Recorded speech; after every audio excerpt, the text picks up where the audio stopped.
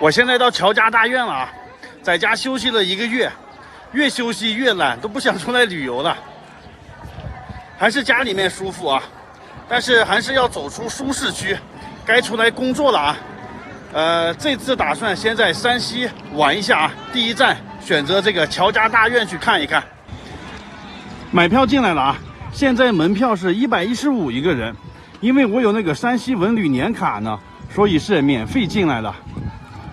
太划算了！前面这里就是乔家大院了啊，看人家这个院墙，哎呀，高墙大院呀，有钱人家盖的这墙都很高的。很多人只是在电视上看过这个大院是吧？真实的长什么样子，大家都没有见过。今天我带大家进去转一转，也了解一下这个乔家，它是怎么样从一个卖豆腐的起家，最后发展成这个经商大户啊。这是大门口有一个照壁，正中间是一个巨大的福字，大门就在这个福的后面呢。好，他们家这个院墙啊，有将近10米高呢，就像一个城堡一样。乔家大院4A 级景点啊，全国重点文物保护单位。这个在中堂就是乔致庸当时的宅院啊，进去看一下。这里有一句俗语叫做"皇家看故宫，民宅看这个乔家"。哎呀，这个门洞啊，进深3米，非常的气派。哇，看这里啊，是不是非常熟悉？有一种熟悉的感觉吧？那个拍的那个电影啊，就在这里取景的。在这条通道的两边啊，有6个院子呢，300多间房屋。每一个院子、每个房屋你都看一遍，都需要很久的。这个占地1万多平方米，非常的巨大。这里面就像一个迷宫似的。然后中间这条通道呀，还有一个防火的作用呢。万一这边或这边的院子着火，中间这里就可以把火隔开。这里面的院子也太多了，在这里迷路是很正常的事情啊。随便找个院子看吧。这个门槛非常高，要迈过这个门槛啊。这个院子看着熟悉吧？这上面全是灯笼，很多电影在这里拍摄过啊。最有名的就是那个张艺谋的《大红灯笼高高挂了》嘛。院子正中间有一口这个缸，这个是防火用的啊，万一着火了，可以从这里取水去灭火。乔家大院有3宝啊，来这里旅游一定要看一看，每一件都价值连城啊。这里面就有第一个宝贝，就是正对面这个叫做犀牛望月镜。这个宝贝的上面是一面镜子，代表月亮，中间是祥云，下面是一只犀牛。它整个是由铁梨木雕刻而成的，跟铁的重量差不多，有将近1吨的重量呢。这个镜子有什么含义呢？据说这个犀牛它是天上的神仙，因为犯了错误了，被贬入凡间，但是它还是特别向往天庭。每当月圆之夜呢，它就回首望月，想回到天庭啊。然后看一下第2件宝贝啊，就是这个球。据说它是最早的监视系统啊，就是以前东家和掌柜在这个房间里商量事情的时候啊，就可以看到四周围的情况，就是防止别人偷听的。这个球反射出来的人物只会变小，但它不会变形。再去看一个院子啊，乔家的第3个宝贝就在这个院子里呢。看他这个门口的牌匾啊，就是他们家的经商之道，就是写的学吃亏，吃小亏不吃大亏，吃明亏不吃暗亏啊。所以古人有一句话叫做吃亏是福。好，这个房间里面去看一下那个第3个宝贝。哇，就是这个9龙宫灯，一共有2个啊，这边一个，这边一个，后面是慈禧太后。当时慈禧太后被八国联军追啊，然后他就跑到路过祁县这里嘛，然后乔致庸就接待他了，给他上了8碟8碗。祁县的8碟8碗啊，8碗是热菜，8碟是凉菜。你看招待慈禧的是什么凉菜呢？这是粉丝，这是香肠，这是肉、鸡蛋、面皮，还有黄瓜丝儿之类的。看看热菜有什么：扣肉，丸子，这应该也是红烧肉吧？这个是那个八宝粥，这也是一个肉，好像是过油肉。反正8个热菜，8个凉菜啊。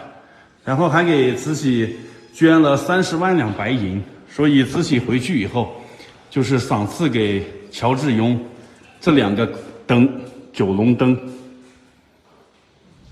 这个灯上面有4条龙，下面有5条龙，一共是9条龙。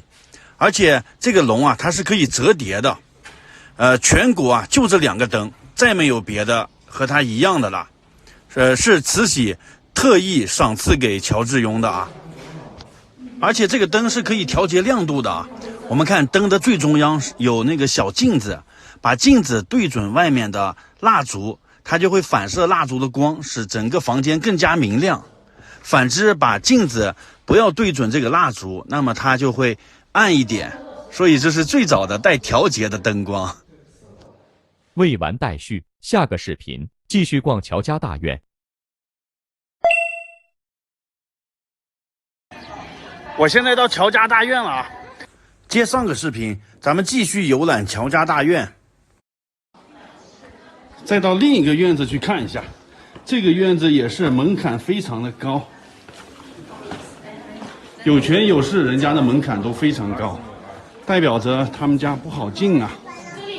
看这里也是非常的眼熟啊，这个场景很多电影也在这里取过景，也是这种红灯笼。在旁边的第5个院最前面啊就是乔致庸的书房、客厅还有卧室，这里也是游客最多的，只能在这个门口看一看，里面被拦住了，就在门口看一下里面吧。汇通天下呀，乔致庸是做票号的啊，就是最早的银行，他活了89岁。乔致庸住在正中间的这个正房，这2边呀是他的这个女儿住的，那个是小儿子住的，这个是另一个儿子住的，这个是他儿子的书房，这么的布局的啊。然后他们家吃饭呀，是男的和女的分开吃的，女的餐厅在这边，男的餐厅在那边。而且他们家呀规定7岁以上的这个男孩就必须和长辈在同一个桌子上一起吃饭啊。看这里有2张桌子，就是要从小教育他们，让这些小孩耳濡目染啊。因为他们吃饭的时候会商谈一些工作上的事嘛，就是要从小耳濡目染，教育后代。哎呀，想一想我们小时候吃饭时候都不让上桌啊，人家这个是规定必须和长辈在一块吃饭。果然有钱人家这个教育方法也不一样啊。这个院子是家塾，就是他们家小孩读书的地方啊。这边有家规呢，看看乔家的家规。看这个是乔致庸写的啊，求名求利莫求人，须求己，惜衣惜食非惜财，原惜福。你看求人不如求己啊，求别人是最难的这个事情啊。然后再到对面那个房间里看一下，这个是家训室，看看他们家的家训。乔氏家规：不准纳妾，不准赌博，不准嫖娼，不准吸毒，不准虐仆，不准酗酒。这总结一句话就是吃喝嫖赌抽啊。大家觉得这个家规最难做到的是哪一条呀？很难做到吧，这几条，尤其是对于有钱人来说。都说富不过3代啊，乔家呢却兴旺了200多年。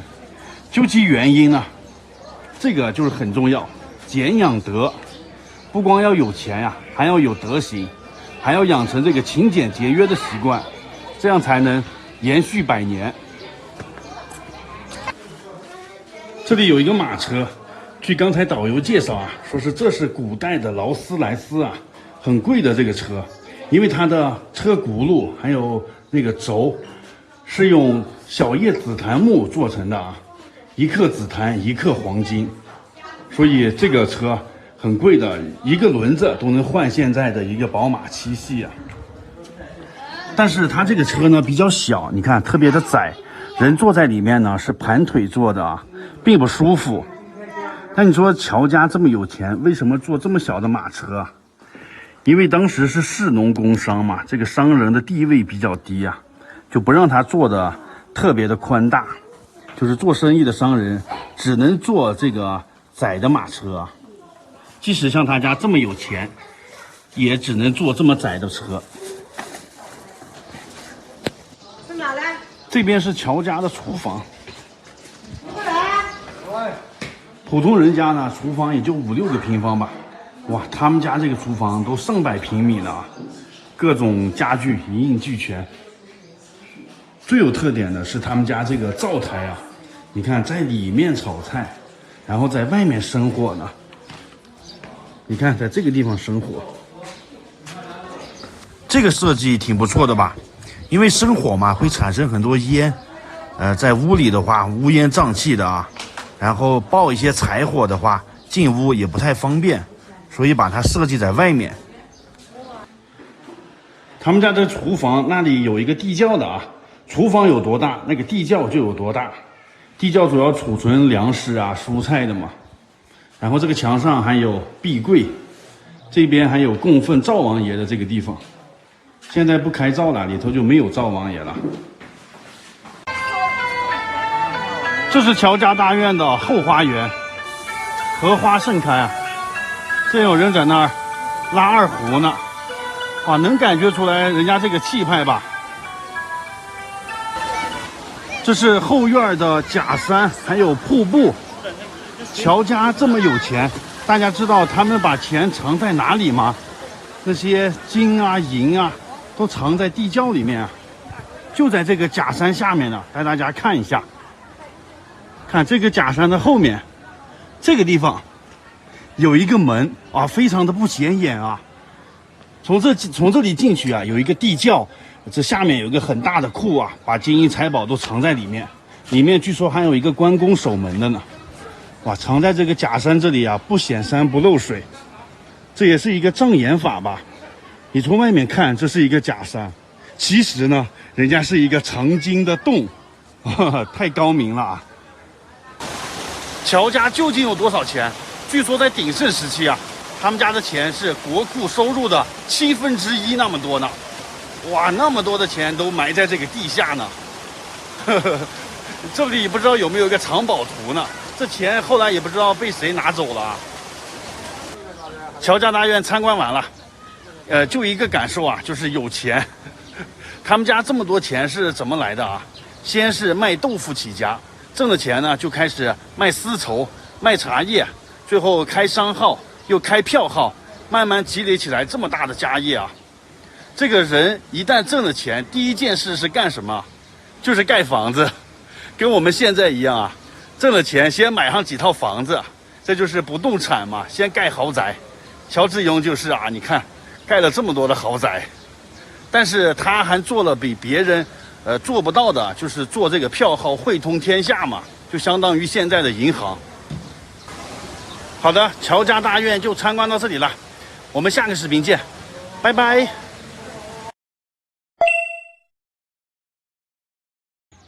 大家好，我现在在山西榆次，今天要到这个长家庄园去看一看。我们山西这个晋商大院非常多，一家比一家豪华气派啊。昨天去的那个著名的乔家大院，今天到这个长家大院去看看啊。这个地方比乔家大院还要大16倍呢啊！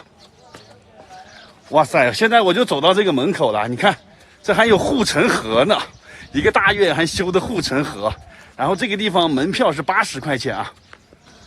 你看看人家这个城楼修的，哎呀，多气派呀！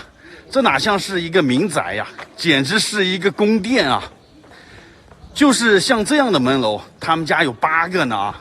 然后这个城墙围起来都有3公里。如果说乔家大院是一个院的话，他们家就是一条街，这整条街都是他们家的。这个是他们家的宗祠，宗祠门口啊立了2根旗杆，一边一个。这个旗杆可不是随便立的啊，只有考取功名才可以立呢。考中举人可以立单根儿，只有考中进士啊才可以立2根旗杆。他们家在历史上出过10个举人呢，也出过进士，所以这个是身份和地位的象征。然后在这个前面啊有一个照壁，这也是大有来头的啊。你看照壁上中间刻了这么多字啊，大家有没有人认识的呢？这全都是同一个字，就是寿字，有240个啊。中国以这个60年为一甲子嘛，240个就是4个甲子，就是意味着他们家4世同堂啊，就是多子多福、人丁兴旺的这个意思。带大家去看一下常家藏银子的地方啊，他们家这么有钱，可得把银子藏好呢，不能让别人偷走啊。而且藏银子的地方呢是一个秘密，也不能让别人发现。你看，就在这个房间里呢，这里有地窖，这是地窖的入口。这个地窖这个两边啊，它有那个砖留下的那个凹坑，踩的那个坑就可以下到地窖里面去。这下面就是银窖。一共呢，房间里有2个入口啊。他们家到底有多少钱呢？鼎盛时期有那个晚清政府啊，1年收入的1/3那么多呢。哇，大家就可想而知啊，他们家多有钱。这个地方是展示常家怎么样挣到这么多的钱的啊。你看有这个骆驼的驼队，他们之前呢是做那个布匹生意的，在张家口那一带。然后呢，又开始做茶叶生意，往蒙古呀、俄罗斯那边去做国际贸易的啊。他们每次出去呢，都有1万匹骆驼呢，每次一走啊，就是好几年的时间，就这样慢慢的积累了万贯家财啊。但是古时候是用银子的嘛，他们挣了银子呀，有一个难题又出现了，就是这些银子怎么样运回山西来呢？这个路上有很多的劫匪、马匪啊。然后他们想到一个很巧妙的办法，就是把挣到的银子都融化成这种大的冬瓜，再给冬瓜的外面抹上一层桐油，这样即使劫匪把它抢走了呢，也不好运输，因为这么大的冬瓜需要专门的工具去运输才可以的啊。所以这个大冬瓜呢，也叫做没奈何，就是你劫匪即使抢走了，你也无可奈何，你运不走。哎呀，我觉得这山西商人太聪明了啊，居然能想到这种办法，而且在冬瓜上面都打着他们每个票号的这个标记呢，到时候报了官府啊什么的也好找。这个院子就是常家小孩读书的地方啊，就是学堂。别人家的小孩呢都是要去那个学校里上学的，他们家呢直接把学校搬到家里面来了啊，然后请最好的老师来这里教书。常家为什么能够经历100年经久不衰呢？主要原因就是因为他们家注重这个小孩的教育啊。像这样的学堂，他们家一共有17个呢，所以他们家能出那么多的举人和进士，跟重视教育是有关系的啊。这面墙上是他们家的家训，每一个犯错的小孩呢，都会被带到这里来面壁思过，对着墙上的字一遍一遍的读啊。我们看写的什么？凡语必忠信，凡行必笃敬，饮食必圣洁，字书必楷正。正是因为有这么严格的家训啊，才能让他们家呢延续100年，经久不衰啊。这个就是常家主人居住的地方了啊，它里面布置非常讲究啊。正对面太师椅，上面长条桌上放着8个瓶子，代表着4平8稳啊。然后看看这边呢，这个桌子上放着一个温酒壶，这是从俄罗斯带回来的啊，就是给这个烫酒用的。后面呢放着一个镜子，左右各一个，这就是代表希望他们家呢能够平静的度过日子啊。然后这个房间里最值钱的就是中间这个桌子了，这是海南黄花梨的。有一种说法，1两黄花梨能换1两黄金的。这个黄花梨只能顺时针转啊，顺风顺水的意思。然后这个房间里面特别凉快，因为它这个墙壁啊非常的厚，有90公分呢。你看一下，特别的厚这个墙，而且墙上啊是有壁灯的。再看一下主人的卧室吧，没想到这个卧室比较小啊，但是它能聚气。卧室前面有2个镜子，这是什么意思呀？就是躺在床上啊，就可以通过这2面镜子观察到有没有人过来了，算是一个监视器的作用啊。像他们这种有钱人呢，就特别忌讳，就是让人偷听啊，或者是怕别人知道他们的财富秘密啊，所以这个镜子就是监视器。这个院子就是常家的绣楼了，就是大小姐住的地方啊。大小姐住在2楼，丫鬟仆人住在1楼。古时候啊，这个大小姐13岁就上这个绣楼，14岁蓄发，15岁就待嫁，16岁呢就要抱个金娃娃了。以前大小姐大门不出二门不迈啊，直到她出嫁了，她才能下这个绣楼。平时都在这个楼上。在绣楼的旁边啊，有常家最重要的一个藏宝图呢。哇，是不是特别好奇？看，就在这面墙上呢啊，刻的这么多的图案和文字。这也不是文字啊，因为没有一个字认识的，这应该是符号和各种图案。据说能破解这个藏宝图秘密的人，就能得到常家的金银财宝啊。但是至今都没有人破解。这个藏宝图只能期待有缘人来破解了。但是我觉得啊，他是往那个银票那个票号上面做的那个防伪的符号，因为他们做票号的，你存了银子，他们会给你一些字据什么的，往那个字据上面写上这些符号，就是防伪的。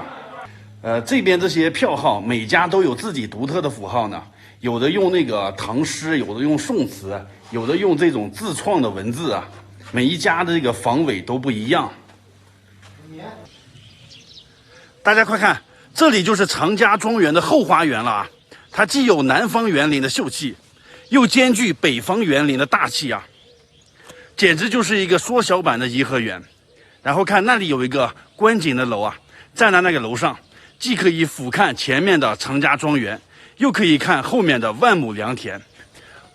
在山西能够拥有这么大一片私家园林，那简直是太罕见了。而且这个园林也是它一个特色啊。我们看，相比起来，什么马家大院、乔家大院、王家大院、李家大院，他们的为什么都叫大院呢？而这个叫做庄园。庄园嘛，它这个就是花园建得更好啊。好的，常家庄园就参观到这里了，大家看完记得点个赞啊，拜拜。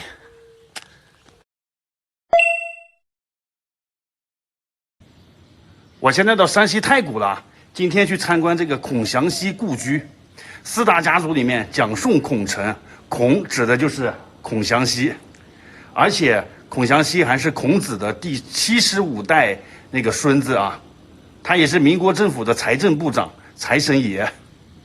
他的老家在这个山西太谷呢，就是这里。这个院子是孔祥熙在1930年的时候买过来的，因为蒋介石要来这里住，所以他对这里进行了重新装修。现在就走进去参观一下啊，这里的门票现在是60块钱，有点小贵。现在是走到他的这个2进院了，左右两边是管家住的地方啊。孔祥熙呢是民国时期的山西首富啊，特意开车来这里看一看首富的家是什么样的啊，比较好奇。从这个外表看啊，这里和山西其他的大院好像没有什么区别，但是它的里面啊装修更豪华。我们抬头看这几根房梁的柱子，这柱子上金光灿灿，这就是贴的黄金啊！哇塞，真是太奢侈了。把黄金贴在这个房梁的柱子上啊，真是让人难以想象。好像我印象中只有和珅的家才是这样贴黄金的柱子啊，山西其他大院见不到这样的，可见他们家太奢侈了。这个是第3进院子，也是内院。正对面就是孔祥熙住的地方啊，左右两边呢是孔大小姐和孔二小姐住的地方。他们是住在2楼啊，那个仆人啊、管家呀住在1楼。孔二小姐很多人应该很熟悉吧，她经常啊这个女扮男装，是男孩子的性格，一生都未嫁呀，也没有孩子。我们看一下孔祥熙的房间，这个2楼的窗户都做成一个铜钱的形状了，外圆内方，很有特点吧，跟和珅一样啊，非常的爱钱。然后他这个门上贴着他的照片呢啊，戴着一副眼镜，看起来好像还挺儒雅啊。早年呢，他是在美国的耶鲁大学留学的，所以他的英文说得很好，而且他对西方的那个环境也比较熟悉啊。大家看正对面这个床呢，就是他们家的宝中之宝了，叫做龙床。这是当年蒋介石来他们家访问时候专门给蒋介石做的啊。这上面一共雕了有599条龙呢，象征着95之尊。这张床呢，上中下3部分啊，最上面呢是放书信的，中间是睡人的，下面是放火盆的，冬天烤火用的啊，所以在这张床上冬暖夏凉。但是老蒋来他家访问的时候啊，并没有睡这张床，据说是不敢睡啊。大家知道为什么吗？这个床真的是他们家的宝中之宝啊。2楼就是孔祥熙他们住的地方了，这就是他们自己睡的那张床。然后从这里呢看一下这个窗户啊，这个铜钱的样子，内方外圆。哇，从这里看出去，这个视野也是非常好啊，把他们家的院子里的情况尽收眼底。再去看一下孔大小姐和孔二小姐的房间，在这个旁边有一个通道相连的，这么设计啊，就是说让他们每次出去进来都要路过这个孔祥熙的房间，就是起一个监视的作用吧，就是必须经过父母的房间才能出入的啊。好，这里就是2楼的走廊相连的，直接进去看吧。这个是孔二小姐的房间。孔二小姐她是男孩性格嘛，然后经常平时抽烟喝酒烫头啊，什么坏事她都会干。据说她喜欢每天开着吉普车到处闲逛，到处惹是生非啊，因为别人谁也惹不起她。她的靠山是最硬的啊，你想嘛，宋美龄是她小姨，老蒋是她姨父啊，这个靠山就养成了她飞扬跋扈的性格。从卧室出来，穿过这个小门，就到了他们家的后花园了啊。花园不怎么大，这边呢，这个叫坊，这是他们平时作画的地方。然后对面这个呢是唱戏的地方，这边还有一个楼呢是弹琴的地方，所以这个后花园啊就是休闲娱乐的地方嘛。这后花园其实没有多大啊，一眼就全都看到了。这个院子啊，就是下人居住的地方，还有厨房。我们看这边的房间啊，就比较矮，和他们自己家人住的那个房子，你看形成鲜明的对比。主人住的那个房子啊，又高又壮观，下人仆役住的这地方房子就比较矮。然后这里面也是厨房啊，对面那个房间就是吃饭的地方。然后我们看孔祥熙的那个房间的窗户，正好可以看到这个厨房这边。他如果平时想吃什么饭呢，直接推开窗户，跟这边人一说，哎呀，给我炒个过油肉，给我做碗面，是吧？特别方便。然后再穿过这边呢，这个院子就是蒋介石夫妇来的时候住的地方了啊。蒋介石他们呢，在1934年的时候来孔祥熙他们家住过，就住在正对面这间房间里面啊。这个院子里面的树还比较多一点，环境更好。他们住在旁边那个房间里面啊，这里呢是客厅。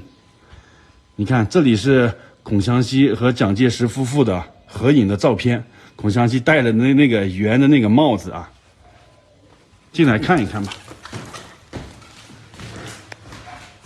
哇，现在这里还做了一组蜡像啊！你看蒋介石夫妇，这个戴眼镜的孔祥熙，后面是一个美国人，这边呢是北方的一个书画名家，他们来的时候请这个书画名家来作画，然后孔祥熙来作陪。大家知道孔祥熙和蒋介石的关系吗？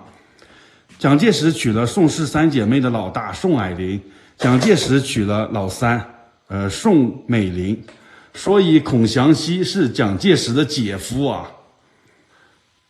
蒋宋孔陈四大家族，为什么这里面也有孔呢？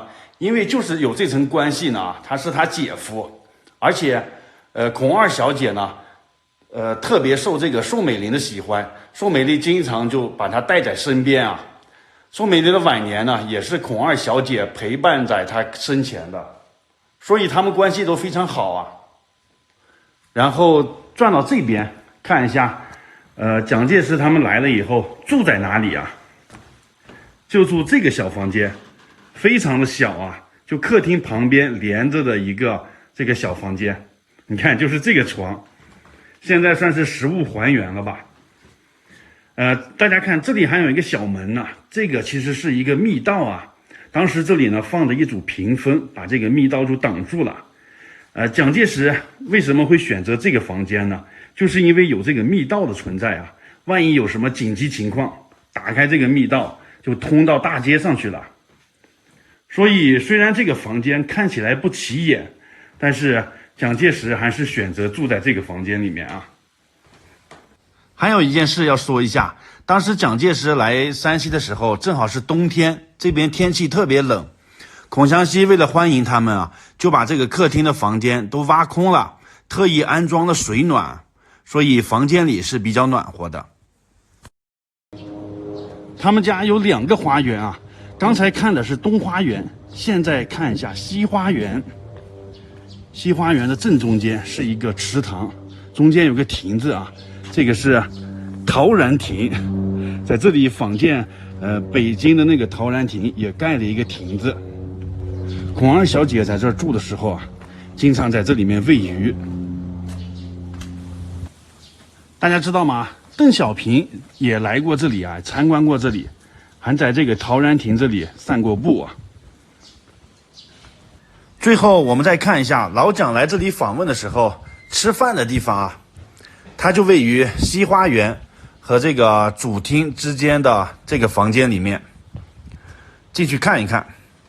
正对面就是刚才那个厨房嘛，那一排房子，从那里做好饭可以很方便的就端到这边的餐厅了。当时就在这个房间里吃的饭啊，里面很小，坐不了多少人啊，所以这算是一个家宴嘛，就人家本来就是一家人。这边是休息室，喝茶呀，聊天的地方。孔祥熙故居就参观到这里了，1个小时差不多就参观完了啊。好，就到这里了，拜拜。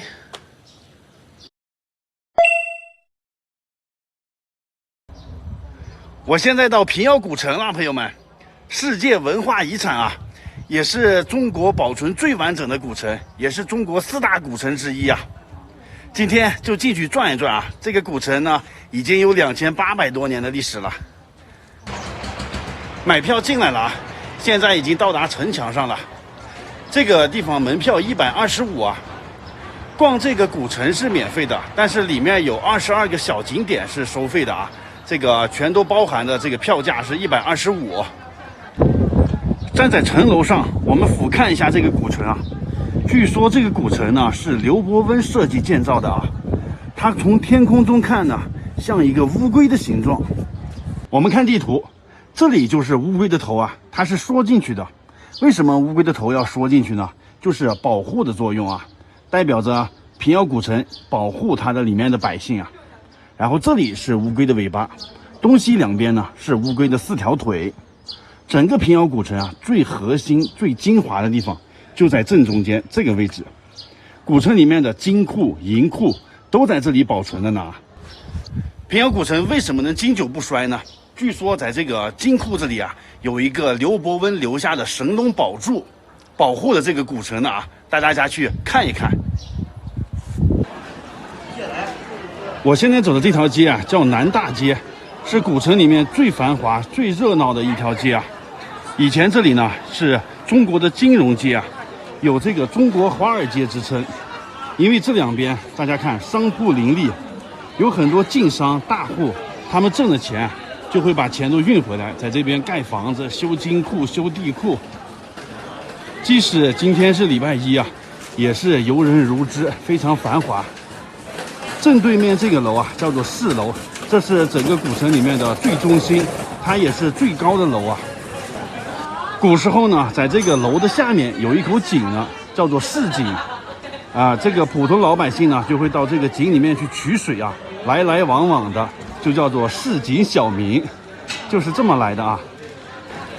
在这个4楼旁边呀，就是著名的协同庆，想了解晋商有多有钱的，晋商的这个发家史的，晋商里面有金库的，都进去看一看啊。这也是来平遥古城必逛的一个景点，而且刘伯温留下那个神龙宝柱也在这里面呢。现在叫做钱庄博物馆，听这个名字就非常有钱啊！这里也是游客最多的地方，走进去参观一下。这个协同庆它是票号啊，就是银行的前身。这是第一进院子，账房，两边都是账房啊，进去看一看吧。账房主要负责这个分支机构和总行的这些账款，然后平时你要存个钱啥的，也得来这边办理业务啊。这边是总账房，古时候是没有计算机的啊，所以要学会打算盘。最常用的工具就是算盘。这个是第二进院子啊，信坊。古代的时候交通不方便啊，这个总号和各地的分号之间要保持联系，信息的交流啊，就靠这些地方了，相当于现在的邮局啊。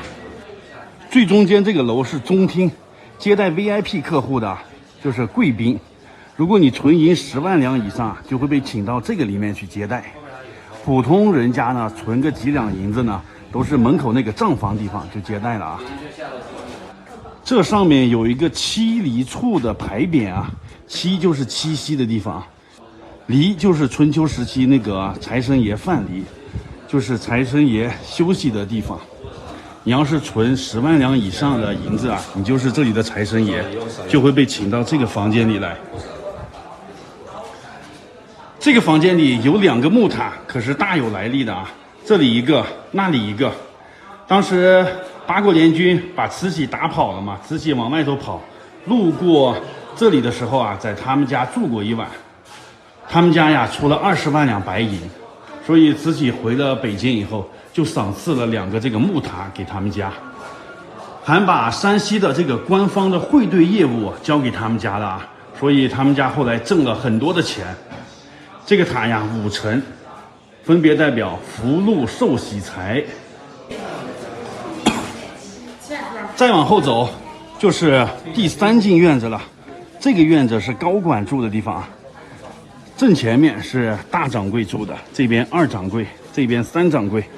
3掌柜管后勤，2掌柜管人事，大掌柜主管一切事务啊。看一下这个大掌柜的办公室啊，相当于现在银行行长的办公室。一边是大掌柜，另一边是东家。东家平时是不来的啊，只在年底分红的时候才来这里。平时都是由大掌柜来管理这些具体事务的。在这边当大掌柜能挣多少钱啊？人家这里呢不是说薪水，是说分红呢。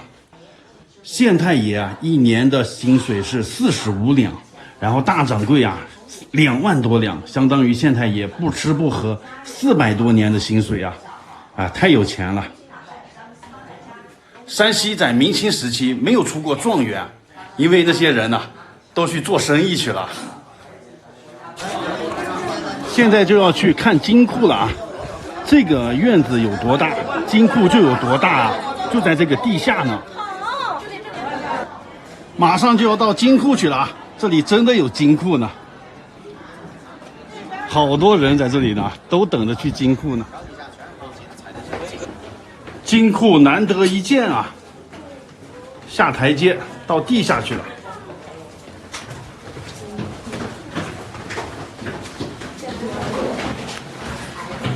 还有长长的一段通道呢。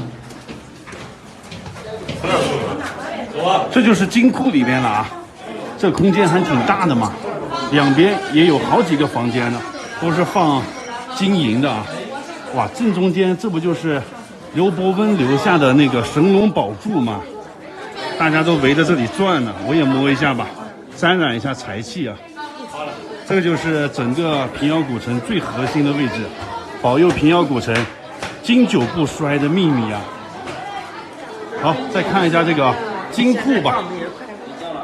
金库里面这个样子的金库，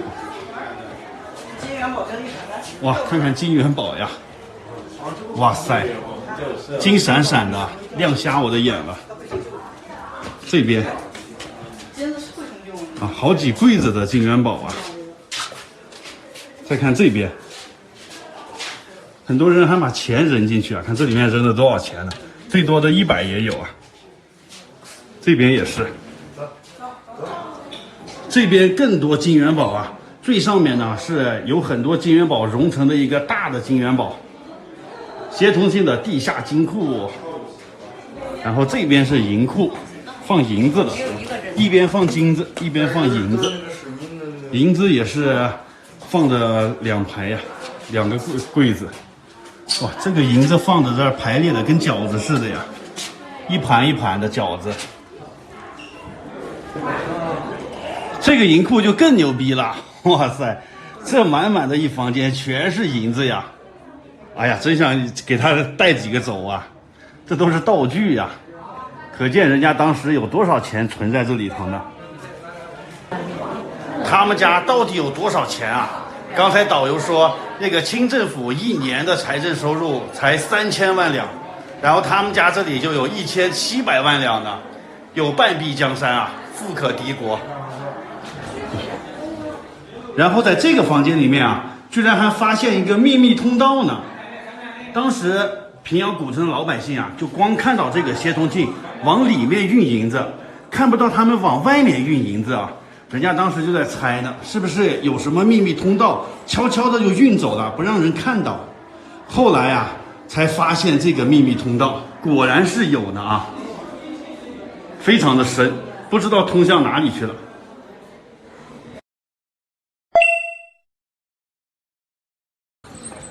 大家好，我现在在山西的平遥古城，今天逛一下马家大院啊。这个大院可不简单，它是平遥古城的首富啊，首富他们家那个著名的乔家大院，大家知道吧？这个呢是乔家大院的老丈人家呀。据说他们家的银子啊，多的拉都拉不完，填都填不满啊。这是为啥呢？因为他们家有一个巨大的地下金库。今天就带大家进去看一看啊。这个就是大门口了。马老爷呢，他们家是中医世家，后来他还考中过举人呢，非常有才啊。这里检票进去。这个就是马家大院的主人马中选啊，特别聪明，科举考试还中过举人呢。之前呢，他也是在别的票号里面打工的啊。慢慢的呢，做到2总管、大总管，厉害吧？他一生呢娶了3个老婆呢啊，这个是他们生活的地方。然后这边有一个麻将室啊，你看没事的时候呢，这3个老婆就会陪这个老夫人一起打麻将，4个人正好凑了一桌，这就是麻将室了。这个是他们家的书房，这里面还留了有一件宝贝呢啊。就是这个玉雕大衣柜，这个柜子本身是红木做的，然后外面呢镶嵌了很多玉石、大理石，而且拼成了各种吉祥图案啊，有这个花瓶呀、佛手啊、如意钩啊、仙鹤呀，非常珍贵啊，在全国来说也是独一无二的罕见啊。现在到前面那个院子看一下马老爷居住的地方啊。哇，看这里有个马字啊。又是字又是图案，活灵活现啊，就像是一匹马跑过来一样。好，这个就是他们住的地方了啊。马老爷和他妈住在正房啊，一人一边。这边是马老爷的大太太住的地方，这是丫鬟住的。然后这边是吃饭的餐厅，这边有个花儿房，这是他们家的女孩出嫁的时候就要到这个房间里面等的。第一天先住到这个里面，第二天才从这里出嫁的啊。然后他老婆为什么和他不住到一起呢？要分开住呢？因为马老爷他妈还活着呢，他妈住在那个正房里面，只有等他妈去世了，这个他的大太太才能搬进去和他住啊。这个就是什么多年的媳妇熬成婆啊。这就是古代的这个尊卑地位啊，封建礼仪嘛。大太太的房间，她还有二太太和三太太啊，住在另外一个院子里面。看看她住的地方吧。她住这间房其实也不是很大啊，她这房是坐南朝北的。这个窗户是朝北的啊，就是太阳光照不进来，所以这房间里我感觉是有点阴冷潮湿啊。然后平遥这边呢，冬天是住炕的啊，然后下面要烧柴火呢，冬天这个炕会比较暖和。对面呢就是老夫人住的地方，她和她妈呢一人住一边，晚上她母亲有什么紧急情况呢，她都能过来帮忙，还是挺孝顺的吧。现在看一下二太太住的房间。二太太因为是包办婚姻，婆媳关系不和，所以住的位置比较偏，受到冷落了。但是二太太生的女儿嫁的比较好啊，嫁给了那个乔家大院的乔致庸。可以想象一下，乔致庸在过年过节来老丈人家拜年的时候，肯定会来这个地方啊。最后我们再看看这个三太太房吧。他娶了3个老婆嘛，他最喜欢这个老三啊，出去谈生意啊，做事情啊，都把这个三太太带在身边。房间里比较暗，因为他也是坐南朝北的，见不到太阳光的。然后这里有一个镇院之宝，这是九龙柜啊，这是紫檀木做成的柜子。你看上面雕的99条龙，活灵活现的啊，这个是木雕。但不知道为什么民间应该不能雕这种龙的柜子吧。这里面就是三太太的卧室了，简单看一看就行。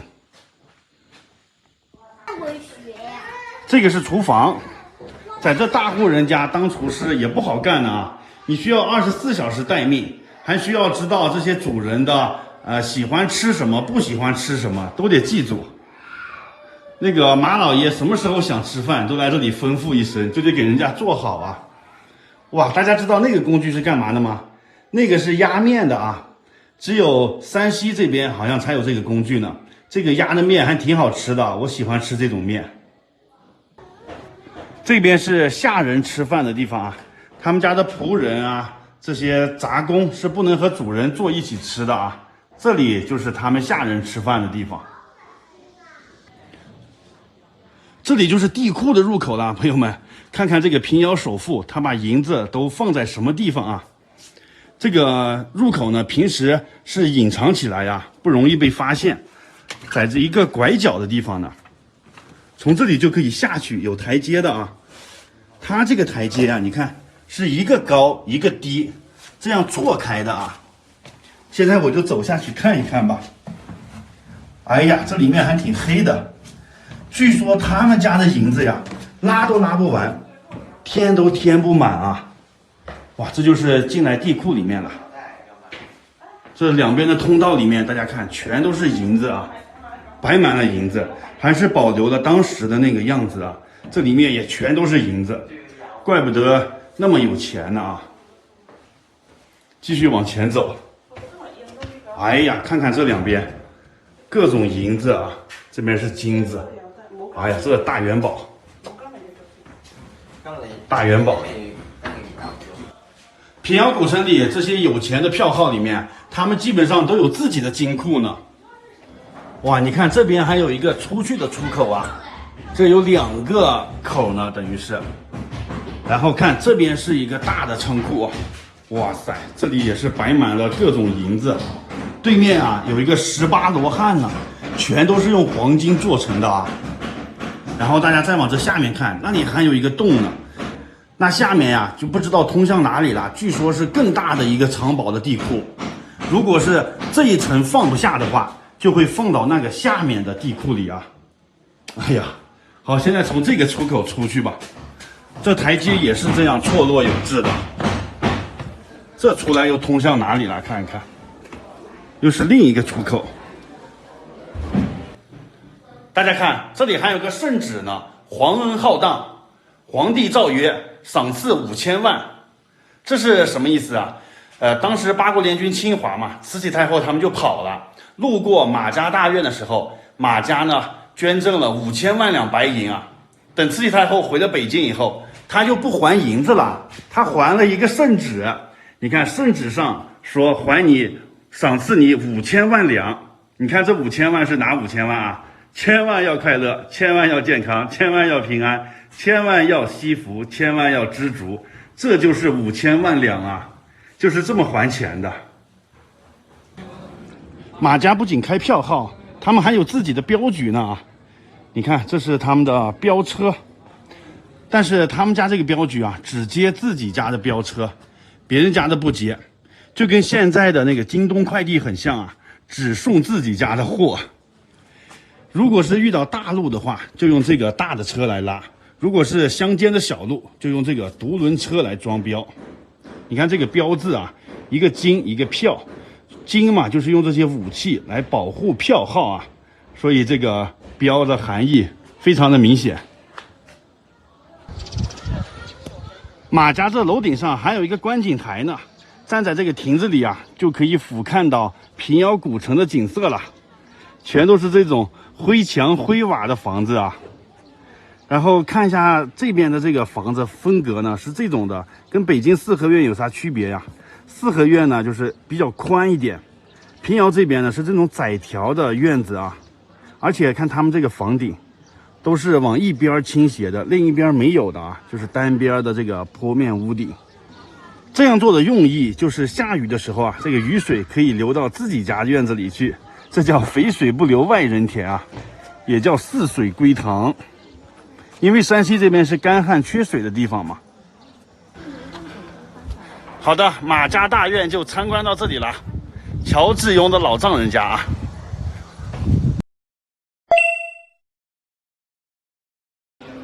中午吃个这个面啊，这个叫油面靠姥姥，油面做的，上面浇的西红柿卤，哇，再撒上的这个老陈醋啊。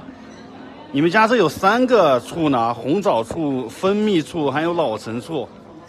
光醋怎么还有这么多种呢？中午吃个饭啊，来山西主要是吃面的，吃一吃这个面，这个要分开这样来吃啊。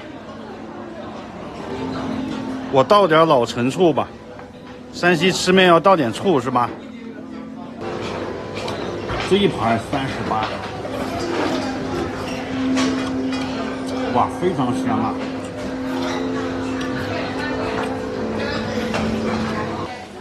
大家好，我现在在山西平遥古城啊，今天继续在古城里面逛，先逛一下这个平遥县衙，县太爷办公的地方，中国保存最完整的这个县衙。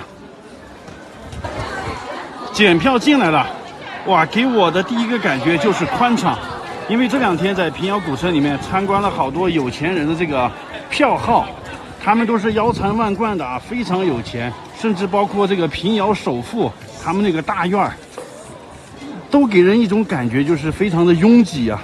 但是你看看这个县衙，特别的宽敞啊，果然这个官方的和这个民间的这规格都不一样啊。然后这边有3个门，中间是一般都不开的，新官上任才从这里走。然后东边啊是普通人走的，这边还有个门是那个囚犯走的啊。当然咱们今天肯定要走这个新官上任的大门啊。这边就到了县太爷升堂的地方了啊，正前面。然后两边呢是文官武官，武官在西，文官在东，这都是普通工作人员办公的地方啊。看正前面清明堂，那个名字呀多了一点，就是让这个县太爷啊为民多做主一点啊。升堂办案的地方就在这里，你看地上呀还有这个印儿呢，这以前呀原告被告就跪在这个地方啊，都跪出印儿来了，这得有多少人在这里跪过呢啊？没有功名的人一上堂就要跪在这里，县老爷坐在上面断案。然后这两边呢再站上那个衙役，拿上这个杀威棒啊，那个威武一喊啊，这些棒子啊，你看有圆的有扁的，这种扁的棍子啊打起来声音大，但是不怎么疼，这种圆的棍子啊打的人皮开肉绽啊，但是声音小。具体要用哪个棒子打人啊，就要看县令老爷怎么说呢。县令老爷说给我打，给我狠狠的打，给我往死里打，然后说的话不一样，用的棒子也不一样啊。这些衙役们都知道用哪个棒子。这个县衙是前朝后寝的格式啊，前面是办公的，后面就是他起居生活的地方啊。县太老爷就住在前面这个房间那个地方，正面这里呢是客厅，那边是他的书房。然后这个院子里东西有2个厢房，这是他的亲朋好友啊，同窗好友来了就住这个侧面。看看他的这个客厅吧，客厅是最宽敞的，有3间呢。他住在里面这一间就比较小了。清代时候规定啊，这个县老爷是不能带家眷来的，所以平时就他一个人住在这里。那边是书房，这个地方就是县太爷的后花园了。吃完饭啊，来这里散散心，喂一喂鱼。工作之余，在这里轻松一下。晚上来看灯光秀了啊！哇，在这个南门这里啊，好多人啊，这广场上全是人。每天晚上9点钟在南门这里开始，哇，好闪啊！免费的啊！看这现场全都是人拿着手机。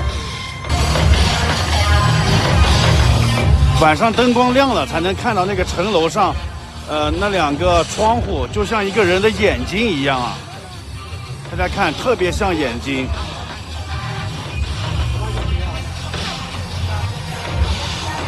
回头看，不曾走远，一笔目光，此生不换。要分散不习惯，怎么算都太难。分开之后更勇敢。愿这爱世代相传。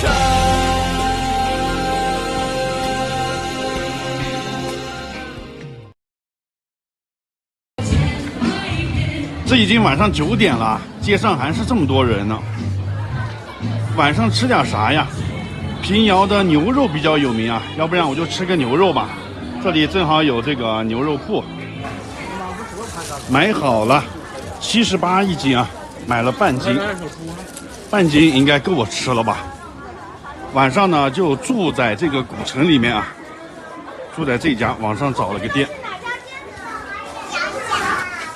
哎呀，看我住的这家还不错吧？这种感觉的，晚上特别漂亮啊，就像是到了那个晋商大院似的啊，这种感觉。这红灯笼一开，就像是那个要嫁人似的那种感觉。这边的院子更漂亮啊，有2层、1层，2层满了，我住在1楼。来平遥旅游就是要住这种院子啊，体验一下这个晋商文化。给大家看一下我住的房间啊，这么大，这中间是一个炕啊，这不是床，这是北方的土炕，南方的朋友应该没住过吧？这是冬天取暖的啊，这个土炕特别的暖和，冬天可以烧柴火的。但房间比较小啊，这边是卫生间，马桶啊、淋浴啊这些都有。最主要就是这个土炕还挺有平遥的特色的吧。你看这炕上还放了一个小桌子呢。哎呀，一会儿的我就坐在这炕头上，喝点水啊，吃点平遥牛肉，这晚上的日子就可以这样度过了。这个房间啊，140块钱，现在应该是淡季吧，礼拜一啊。哎呀，怎么样？是不是感觉古色古香啊？看看这个平遥牛肉啊，哇，你看看这个色泽，再看看这个肉的纹理，太有食欲了啊！我每次回山西都要吃平遥牛肉啊，补充蛋白质啊，非常好吃。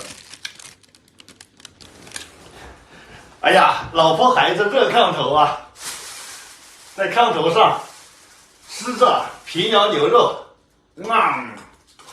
应该再来点小酒啊，忘了买酒了。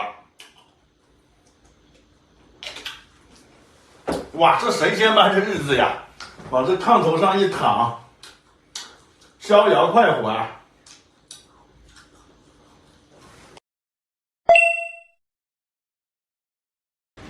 我到洪洞了，朋友们，山西洪洞。洪洞最有名的景点有2个，一个是洪洞大槐树，另一个就是关押苏三的这个明代监狱。这是中国保存最完整的这个明朝的监狱啊。听过那个京剧的人都知道这个书山起见啊，书山监狱。今天就到这里去看一看，到底这个书山起见是什么意思啊？然后这里的门票40块钱，一进来就是关押苏三的这个监狱啊，进去看一看吧，看看古代的监狱是什么样的。东西两边各有6间房，一共是12个牢房。过道也比较窄啊，而且看这个头顶都有很多铁丝网网起来了啊，上面还挂了铃铛。如果犯人想从这上面跳出去越狱的话，这个铃铛就会响，叮铃当叮铃当，那个狱头就听到了啊，然后就过来给你抓回去。这就是最早的天罗地网。再看看这个牢房吧，牢房的这个门比较矮啊，就是让你进的时候啊要低头认罪，弯腰伏法。再看看这个牢房里头只有4平米啊，这个房间少的时候呢关4、5个人，多的时候要关10个人呢。基本上犯人进来啊，晚上都躺不下，没有地方躺，他们都是蹲着或者是坐着这里头，所以叫做蹲大狱，坐监牢。然后监狱的外面这个碗里面是点灯的啊，这个灯是点在这个过道里的。正对面这个禁房就是牢头，他们平常坐在里面。牢头就在这边审讯犯人啊，然后值班。这边是往脖子上套的那个木枷。你看《水浒传》里面武松啊，还是宋江他们被押解的时候，都是套的这个东西啊。这个轻一点的20斤，重一点的50斤啊，套在头上非常的重。然后大家看，这里还有一个死囚洞呢。这个监狱里啊，那个犯人死了以后是不让走大门的，从这个洞里面就把尸体拖出去了。这边是一个御神庙，叫做桃夭。犯人们每天都要来这里拜这个御神。这个桃夭他是尧舜禹舜那时候的人啊，他第一个创造了监狱啊，所以监狱的人都是参拜他的。每天让犯人放风的时候啊，来这里拜这个御神，其实就是一个忏悔的过程啊，就让他们每天说我有罪我有罪，就是这个意思，一个心理压力啊。然后转到这边，这个是重刑牢啊，就是犯了死罪的，还有犯了重大案件的，关在这个重牢里面。这边啊都是小偷小摸，那些犯的比较轻的人关在这里啊，这是普通牢房。这边是重刑牢啊，也叫虎头牢。看上面这个动物，哇，非常的威严霸气啊，给人一种不怒自威的感觉。其实它是龙的第4个儿子啊，叫做毕岸。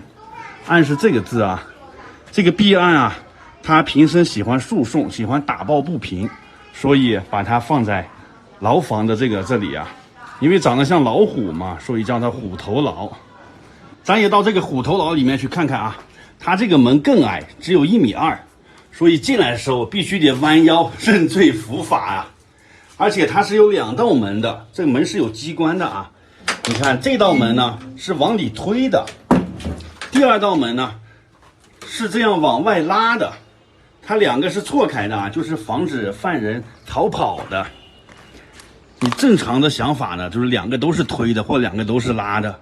没想到他一推一拉，这样不清楚的话，就会耽误犯人的时间。关押苏珊的那个牢房就在这边呢啊。进了这个死囚牢，基本上你活着出去的可能性就非常小了啊。哇，这个牢房稍微宽敞点，做了一个苏珊的雕像在这里啊。苏珊后来是被人解救了嘛？至于怎么样救的，一会儿跟大家讲啊。对面还有3个牢房，那个是关押男的死囚的啊。然后看院子里呢，还有苏珊用过的这口井啊，这个井口呢比较小，为啥这么设计呢？就是怕他们受不了跳井自杀的。然后井口呀有很多这种勒痕，这肯定是他们打水时候绳子在这里磨的啊。这不知道磨多久才能磨出这么深的印儿来啊。这里面确实有水呢，现在。然后再看一下监狱的这个墙也是有机关的啊，比如说犯人想从这里打个洞，从墙里面跑出去也是不可能的，因为这个墙啊叫做流沙墙，从外面看起来没有任何不一样的啊，其实它是2层的嘛，这2层砖的中间是放的沙子呢。比如说我们把这个砖墙抠下来啊，那个沙子就会顺着这个缝儿流出来，就会填满这个洞啊，所以从这里挖洞出去也是不可能的。这里面还有一个等级更高的牢呢，更害怕，就叫做黑牢。这里面啊终日不见阳光，阴暗潮湿，没有窗户，而且这个墙是最厚的啊。这是关押那种即将押赴刑场执行死刑的人呐、啊！哎呀，看一眼就让人害怕，心惊胆战呐！一旦关到这个黑牢里面，哎呀，那就想吃啥吃点啥吧，再不吃就没机会了啊！最后给大家讲一下苏珊起见这个故事啊，老早就听说了，但一直不知道是什么故事。这个苏珊啊，她身世悲惨。很早呢，父母就去世了，然后他就被卖到这个妓院了啊。当时妓院已经有2个妓女了，她是第3个来的，所以就叫她苏珊了。她在妓院呢认识一个官二代，官二代也喜欢她啊。但是有一天啊，官二代的银子也花完了，所以妓院就不让她待了，把她撵走了。苏珊呢就劝这个官二代说：“你好好回去读书吧，不能天天这样逍遥快活啊，还是要找个正经事儿干。”然后老鸨呢就把这个苏珊给卖了，卖给山西的一个商人，他就跟这个商人回到洪洞这边了。结果这个商人他老婆啊偷情，跟一个奸夫啊，怕他这个事情败露了，就把她老公给毒死了。你看上面有一个药碗，跟那个潘金莲非常像啊，和奸夫把她老公毒死，然后给嫁祸给苏珊了，说是苏珊毒死的。然后他们还行贿了这个官府啊，然后官府就给这个苏珊屈打成招啊，用刑嘛。苏珊就承认了是他毒死的，其实是被冤枉了嘛。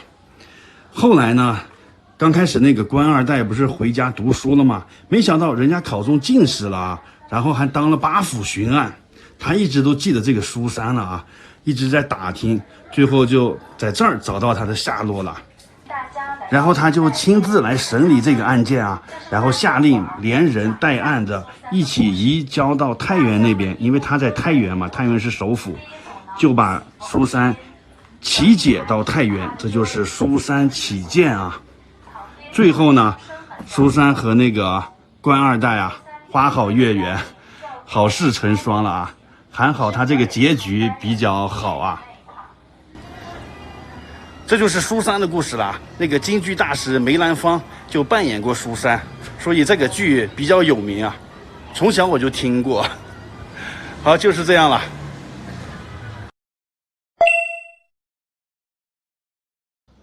朋友们，看我现在到地狱入口了，哎呀妈呀，这通过这个走廊走下去就是地狱了。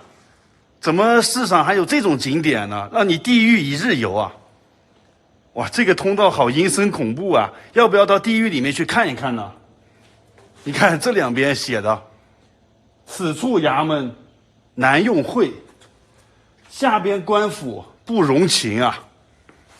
哇，带大家进去看看地狱是什么样的啊！18层地狱。哇，没有人呐，只有我一个人。我之前呀来过好几次类似的这种地狱的景点了啊。哦，它下面分2层呢啊，第1层呢是阴曹，第2层呢是地府，阴曹地府啊。先看一下上面这层阴曹啊，它分的东曹和西曹。一个人的鬼魂死了以后，从这个入口进来，先要去东曹。这里面有判官啊，判官会先看一下你的阳寿到了没有，到了的话确认无误了，才让你来地狱呢啊。如果你的阳寿没到的话，就原路返回了啊。这个东曹就是干这个用的。然后正对面呢是西曹，如果阳寿尽了的话，就会来到西曹这里。西曹这边呢，就会看你生前你是作恶呢，还是做好人呢，还是做好事呢，还是做坏事多呢？这里就会开始分啊。做好事多的呢，就让你喝了孟婆汤转世投胎去了；如果是做坏事多的呢，那么就打入下一层的那个地府啊，在地府里面就有各种酷刑。哇，下去看看吧。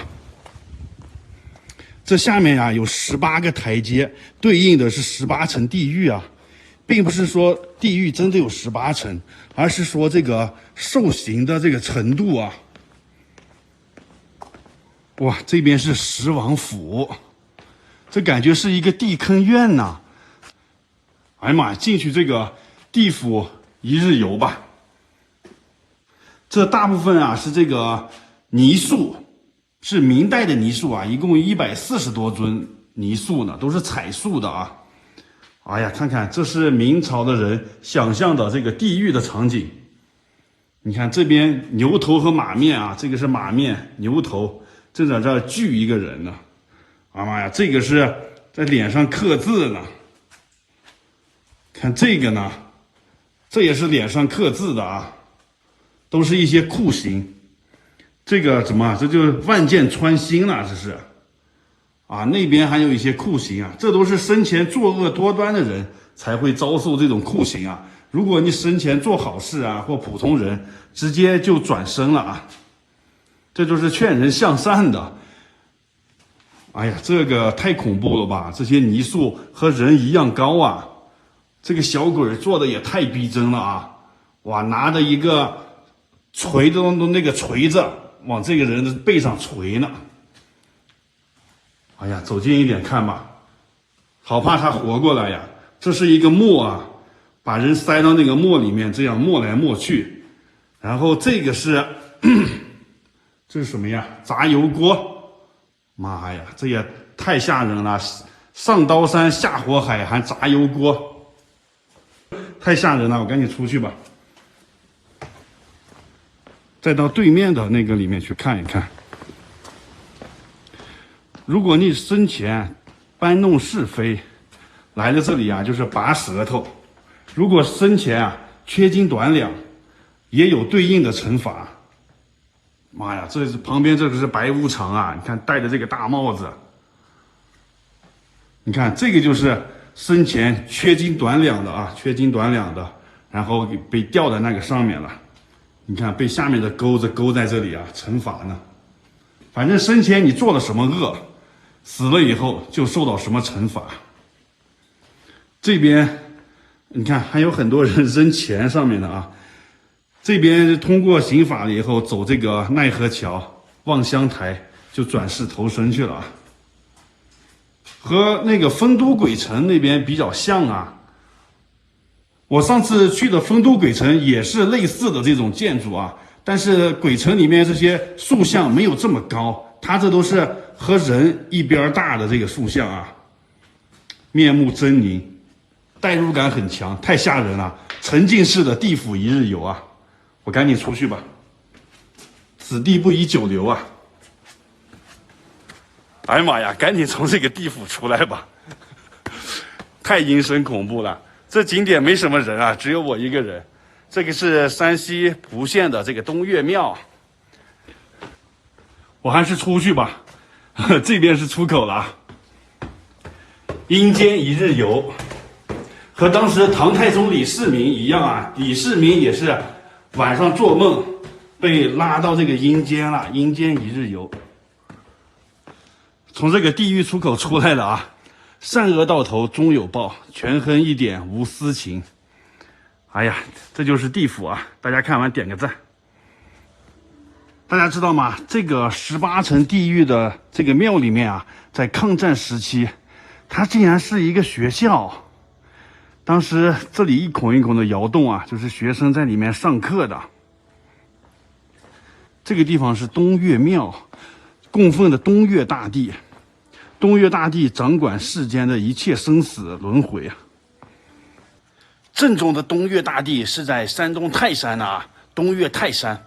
但是以前这个路途太遥远嘛，去一趟泰山也不容易，所以在这个地方盖一个东岳庙，供奉这个东岳大帝啊，就是让人们来这里祭拜，效果是一样的啊。刚才在外面买了一桶杂翅，晚上就吃这个了。到了房间了，给大家看看我今天住的这个地方啊，哇，我觉得这房间特别好啊，这么干净。我现在已经到了这个山西吉县了啊，要去看那个壶口瀑布了，所以今天晚上住到吉县，这里离壶口瀑布很近嘛，开车半个小时就到了。哇，没想到这个小县城啊有这么好的房间，这个房间180块钱，你看还送了2个苹果呢，这个是吉县苹果，感觉还蛮好啊，吉县苹果也挺有名的。然后这是我自己买的火龙果，晚上再吃个汉堡，边吃苹果边跟大家说一下我接下来的旅行路线吧。这里有张图，大家对着看一下。我现在在壶口瀑布这里，然后转完了马上去运城，去看黄河大铁牛，然后跨过黄河去对面的潼关，然后我就一路往西，去爬华山，然后去西安。西安玩好了，一路北上啊，去那个延安榆林那边，然后再去内蒙古鄂尔多斯啊、包头啊、呼和浩特，然后转完内蒙去那个张家口，就进入河北了嘛。张家口、承德，然后秦皇岛，从秦皇岛那边，然后再转到天津，转到沧州，然后就回到我们太原去了啊。大家觉得我的线路规划的怎么样？合不合理呀？等于是绕着我们山西的周围转了一圈啊！你看，山西、陕西、内蒙、河北这4个省啊，叫做山河4省。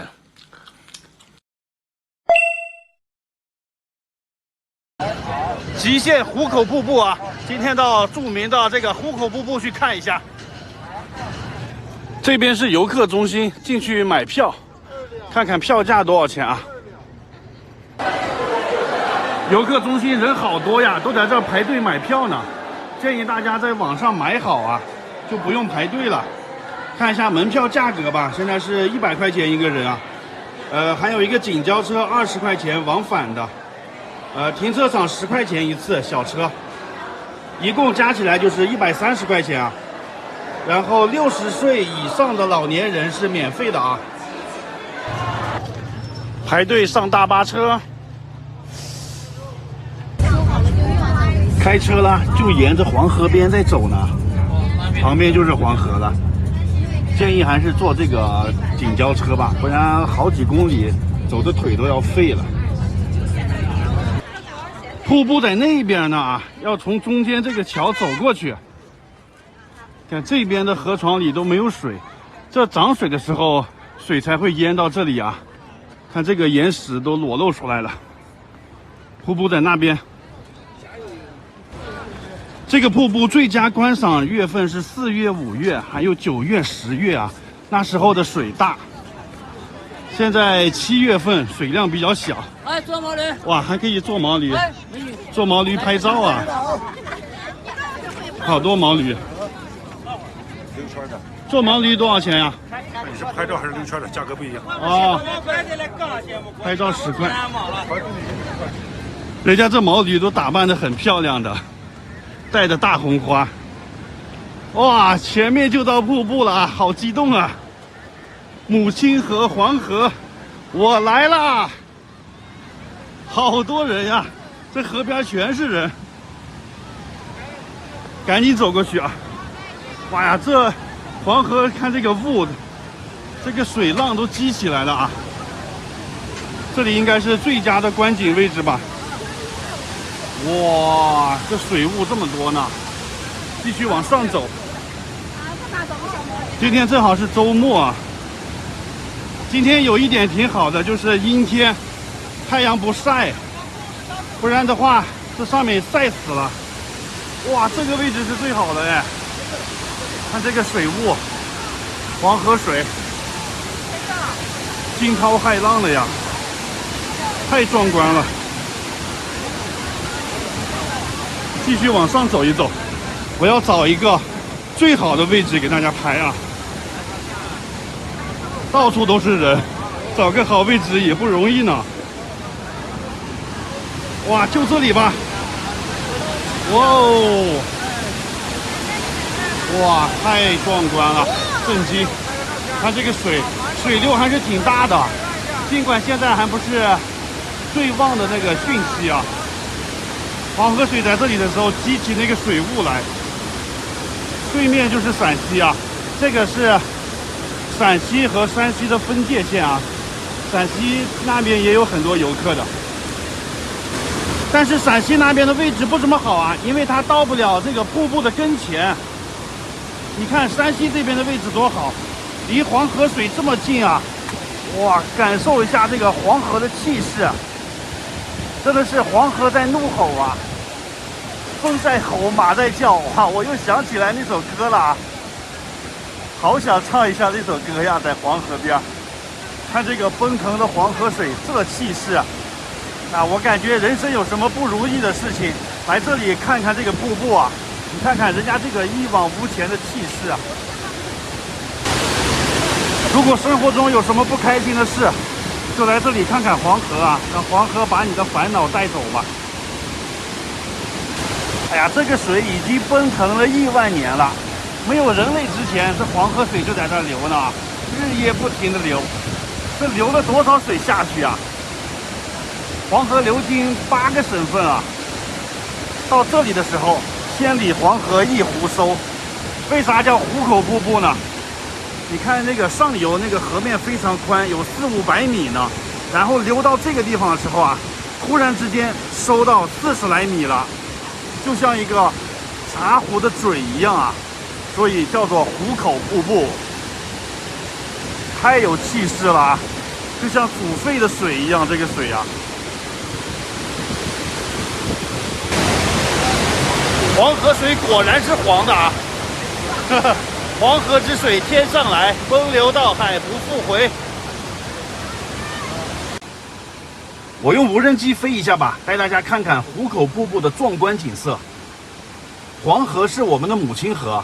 它发源于青藏高原，全长是5464公里。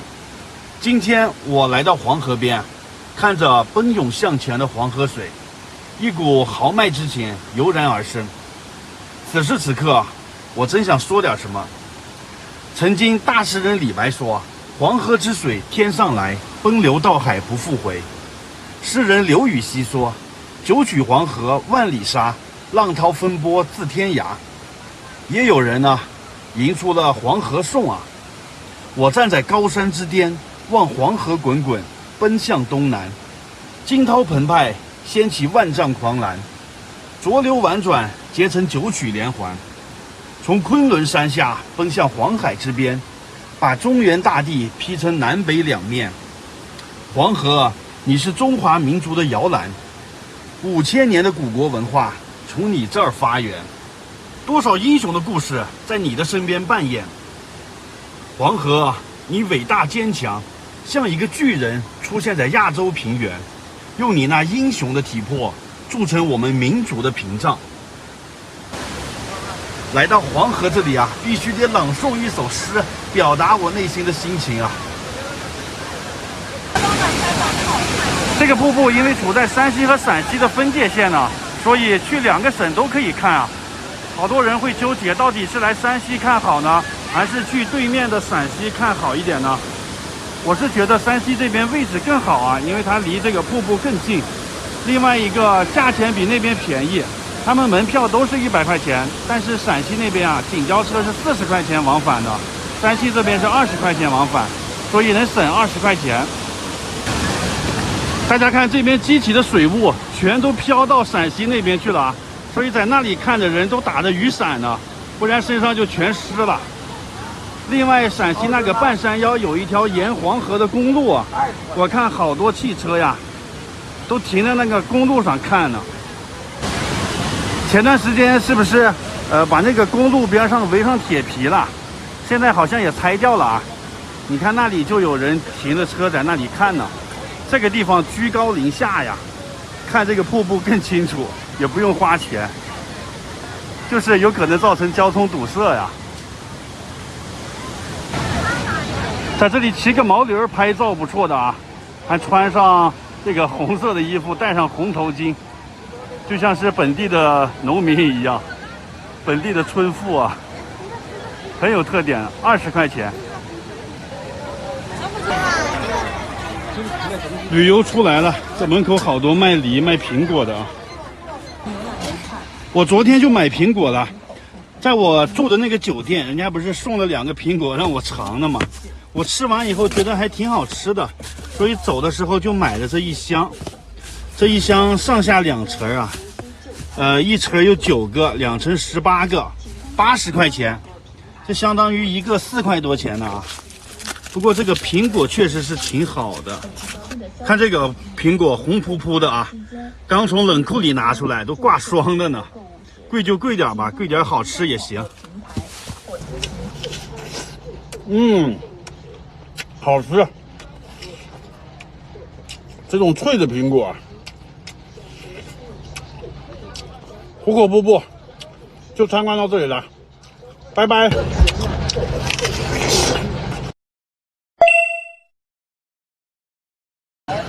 极限壶口瀑布啊，今天到著名的这个壶口瀑布去看一下。这边是游客中心，进去买票，看看票价多少钱啊？游客中心人好多呀，都在这儿排队买票呢。建议大家在网上买好啊，就不用排队了。看一下门票价格吧，现在是100块钱一个人啊。还有一个景交车20块钱往返的。停车场10块钱一次小车，一共加起来就是130块钱啊。然后60岁以上的老年人是免费的啊。排队上大巴车，开车啦，就沿着黄河边在走呢，旁边就是黄河了。建议还是坐这个景交车吧，不然好几公里走的腿都要废了。瀑布在那边呢啊，要从中间这个桥走过去。看这边的河床里都没有水，这涨水的时候水才会淹到这里啊。看这个岩石都裸露出来了。瀑布在那边。这个瀑布最佳观赏月份是4月、5月，还有9月、10月啊，那时候的水大。现在7月份水量比较小。哎，坐毛驴！哇，还可以坐毛驴，坐毛驴拍照啊！好多毛驴。溜圈的。坐毛驴多少钱呀？你是拍照还是溜圈的？价格不一样。哦，拍照10块。人家这毛驴都打扮得很漂亮的，带着大红花。哇，前面就到瀑布了啊，好激动啊！母亲河黄河，我来啦！好多人呀，这河边全是人，赶紧走过去啊！哇呀，这黄河看这个雾，这个水浪都激起来了啊！这里应该是最佳的观景位置吧。哇，这水雾这么多呢！继续往上走。今天正好是周末啊。今天有一点挺好的，就是阴天，太阳不晒，不然的话这上面晒死了。哇，这个位置是最好的哎！看这个水雾，黄河水，惊涛骇浪的呀，太壮观了。继续往上走一走，我要找一个最好的位置给大家拍啊！到处都是人，找个好位置也不容易呢。哇，就这里吧。哇哦！哇，太壮观了，震惊！看这个水流还是挺大的，尽管现在还不是最旺的那个汛期啊。黄河水在这里的时候激起那个水雾来，对面就是陕西啊，这个是陕西和山西的分界线啊，陕西那边也有很多游客的，但是陕西那边的位置不怎么好啊，因为它到不了这个瀑布的跟前。你看山西这边的位置多好，离黄河水这么近啊！哇，感受一下这个黄河的气势，真的是黄河在怒吼啊，风在吼，马在叫啊！我又想起来那首歌了啊，好想唱一下这首歌呀，在黄河边，看这个奔腾的黄河水，这气势啊！我感觉人生有什么不如意的事情，来这里看看这个瀑布啊！你看看人家这个一往无前的气势啊！如果生活中有什么不开心的事，就来这里看看黄河啊，让黄河把你的烦恼带走吧。哎呀，这个水已经奔腾了亿万年了，没有人类之前，这黄河水就在这流呢，日夜不停的流，这流了多少水下去啊？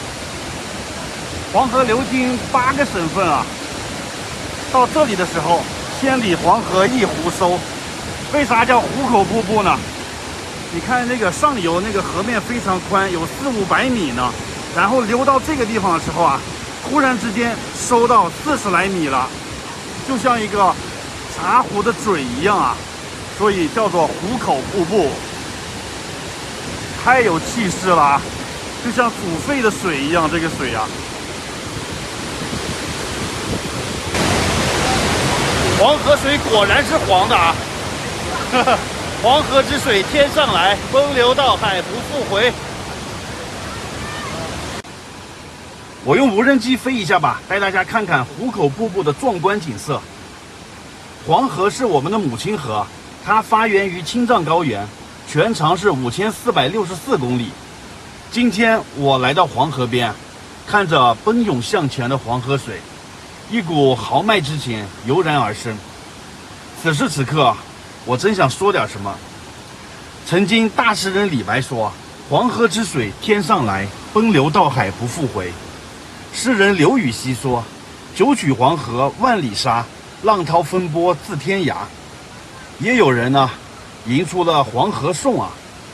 我站在高山之巅，望黄河滚滚，奔向东南。惊涛澎湃，掀起万丈狂澜，浊流婉转，结成九曲连环。从昆仑山下奔向黄海之边，把中原大地劈成南北两面。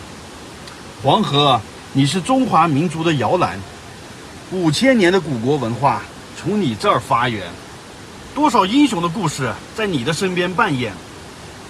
黄河，你伟大坚强，像一个巨人出现在亚洲平原，用你那英雄的体魄筑成我们民族的屏障。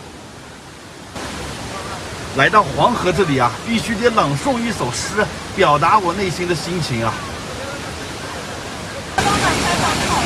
这个瀑布因为处在山西和陕西的分界线呢，所以去2个省都可以看啊。好多人会纠结，到底是来山西看好呢，还是去对面的陕西看好一点呢？我是觉得山西这边位置更好啊，因为它离这个瀑布更近。另外一个价钱比那边便宜，他们门票都是100块钱，但是陕西那边啊，景交车是40块钱往返的，山西这边是20块钱往返，所以能省20块钱。大家看这边激起的水雾，全都飘到陕西那边去了啊！所以在那里看的人都打着雨伞呢，不然身上就全湿了。另外，陕西那个半山腰有一条沿黄河的公路啊，我看好多汽车呀，都停在那个公路上看呢。前段时间是不是把那个公路边上围上铁皮了？现在好像也拆掉了啊！你看那里就有人停着车在那里看呢。这个地方居高临下呀，看这个瀑布更清楚，也不用花钱，就是有可能造成交通堵塞呀。在这里骑个毛驴拍照不错的啊，还穿上这个红色的衣服，戴上红头巾，就像是本地的农民一样，本地的村妇啊，很有特点，20块钱。旅游出来了，这门口好多卖梨、卖苹果的啊。我昨天就买苹果了，在我住的那个酒店，人家不是送了2个苹果让我尝的吗？我吃完以后觉得还挺好吃的，所以走的时候就买了这一箱。这一箱上下2层啊，一层有9个，2层18个，80块钱，这相当于一个4块多钱的啊。不过这个苹果确实是挺好的，看这个苹果红扑扑的啊，刚从冷库里拿出来，都挂霜的呢。贵就贵点吧，贵点好吃也行。好吃。这种脆的苹果，壶口瀑布就参观到这里了，拜拜。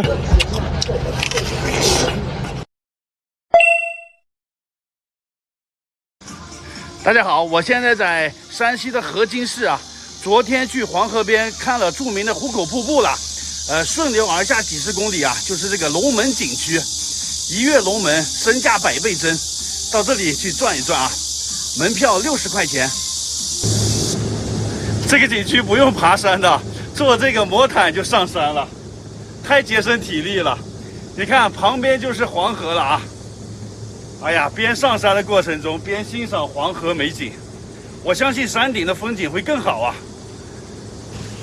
不费吹灰之力到达山顶了啊，这里就是鱼跃龙门的龙门山，做了几个鲤鱼的雕像在这里啊。山顶在那边呢，有个玻璃栈道，下山的时候可以坐这个，一会儿再去那边玩吧。先来这里看看风景啊。哇塞，这就是黄河了，朋友们。看看这个黄河水啊，流到下面去了，下面的河道特别宽啊。这个地方就是龙门，为什么呢？大家看它像不像一个门呀？这2座山夹的黄河就像一个门一样，把黄河拦在中间了啊。传说这是大禹治水的时候打通的这个通道。以前这2座山是连在一起的嘛，它就阻挡了黄河水，水流不畅。就容易决堤，淹了2边的农田了嘛，所以大禹治水啊，就把这里打通了，黄河呢就流出来了啊。龙门这里的地理位置非常重要，为什么呢？大家看，从龙门这里逆流而上，有700多公里的这个晋陕大峡谷呢，这2边呀全都是这个高山，把黄河紧紧的夹在这个中间啊，一直到那个过了壶口瀑布，一直到那个老牛湾那边呢。全长700多公里，黄河都在这个峡谷里面穿行呢，一直到这个地方开始啊，就没有大山了。大家往那个下游看，全是平坦的啊，没有大山阻隔了，所以黄河在下面呢，就是一马平川，一泻而下。为什么历史上这个黄河改道啊，黄河泛滥经常发生在那个下游呢？因为下面没有这些大山阻隔了，它很容易就泛滥了嘛。这个上游、中游这2边有大山阻隔呢，不容易发生泛滥啊。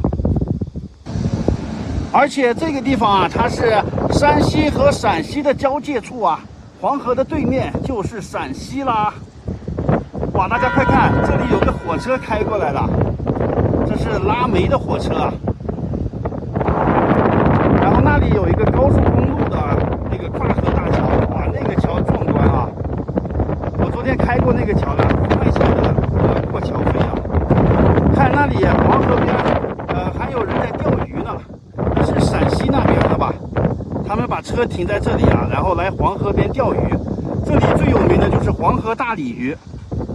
我跟大家说，黄河大鲤鱼跟其他地方的鲤鱼不一样的，不一样的地方就在于这个黄河里面的鲤鱼尾巴是红的，因为它要逆流而上跃龙门嘛，那个尾巴要使劲的拍水，使劲的拍水，长年累月啊，它那个尾巴上的血管就都涌到那里去了，所以尾巴呈红色，吃起来就是味道更鲜美，它那个肌肉更紧实，更好吃啊。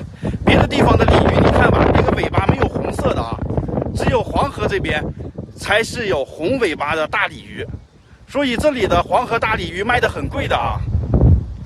然后我们再转到那边，那里就是运城的河津市市区，那边有发电厂，然后这边好像有煤炭呢。这个一路上这个108公路，这国道旁边啊，全是拉煤的大车，把这个路两边啊搞得都挺脏的。然后大家看这个黄河边有一条公路啊，这个是沿黄河的1号观景公路，可以从这里一直往南开的。我今天就打算开到运城市区去啊，明天去那个黄河大铁牛那边去玩。这个1号公路景色特别的优美，一直沿着黄河边在开。大家知道黄河最窄的地方在哪里吗？在前面呢啊，前面一会儿我开车带大家看一下，离这里也不远。现在啊，我到那边有个玻璃桥那里去看一看吧。现在走一下这个玻璃栈道，哇，这个距地面还是挺高的吧？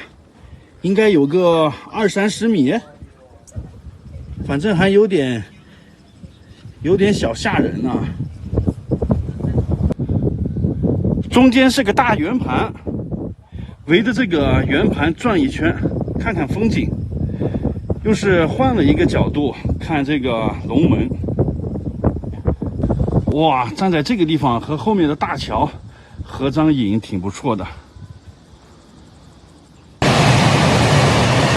看看火车钻山洞，我刚才就在那个山顶呢啊，现在下来了，这是油罐车，这个就开到陕西去了啊，这个是那个黄河上的跨河大桥。看这里还有一个水利工程呢，把黄河水引进来了，然后一直流就流到河津市区去了啊，用于灌溉的吧。看看这个黄河水，确实是挺黄的吧？就这意思。一会儿我也这山脚下真的有一个龙头呢，从这个龙嘴里是可以进去的，里面有一个山洞。哇，这个龙做的好逼真呐！我进去看一看是什么样的。李白写过一首诗啊：“黄河西决出昆仑，咆哮万里出龙门。”写的就是龙门这里的景色啊。哦，这里是一个观景平台。哦，这上面就是那个铁路桥啊，刚才火车从这里过去了，有好几座桥呢，这里并排的。哇，站在这黄河边往下看啊，这个地方呀，居然还有一个这个以前打水用的啊，现在也都废弃了。以前这个地方它是一个古渡口啊，这河上面很多的船只的，很繁华，而且有很多商店啊。但是后来日本人侵略来这里都炸毁了，打仗的时候都毁坏了，所以现在就挺凋零的啊。不过是一个看风景的好地方。现在我就开车走上这个旅游公路了啊，走到晋陕大峡谷里面，沿着黄河逆流而上，到前面去看一看那个黄河最窄的地方啊。大家看这条公路修在什么地方呢？右边就是山崖，左边就是黄河水，哇，就这中间窄窄的一条路啊。这个路边有一个观景台，这里面就是看黄河最窄的地方，最佳观景点。大家看，就是这个地方，这叫做石门，最窄的地方啊，它只有38米呢。黄河全长5000多公里，流到这里的时候是最窄的啊。看这两边的山呢，也像一个门一样，所以叫做石门。这上面有个桥是走铁路的。哎呀，大家看看这个旅游公路就修在什么位置啊？这也不知道当时怎么修出来的，肯定是花费了大量的人力物力啊，才在这个崇山峻岭间修的这一条公路。这是山西这一侧的啊，陕西那一侧也有一个这个沿黄河的公路呢。看这个下面正有人坐船过来了，他们就是专门来这里看黄河最窄的这个地方的啊，就是从那个龙门那里坐船过来，一会儿就翻回去了。开车也可以过来看的啊，真不错，大家看完点个赞啊！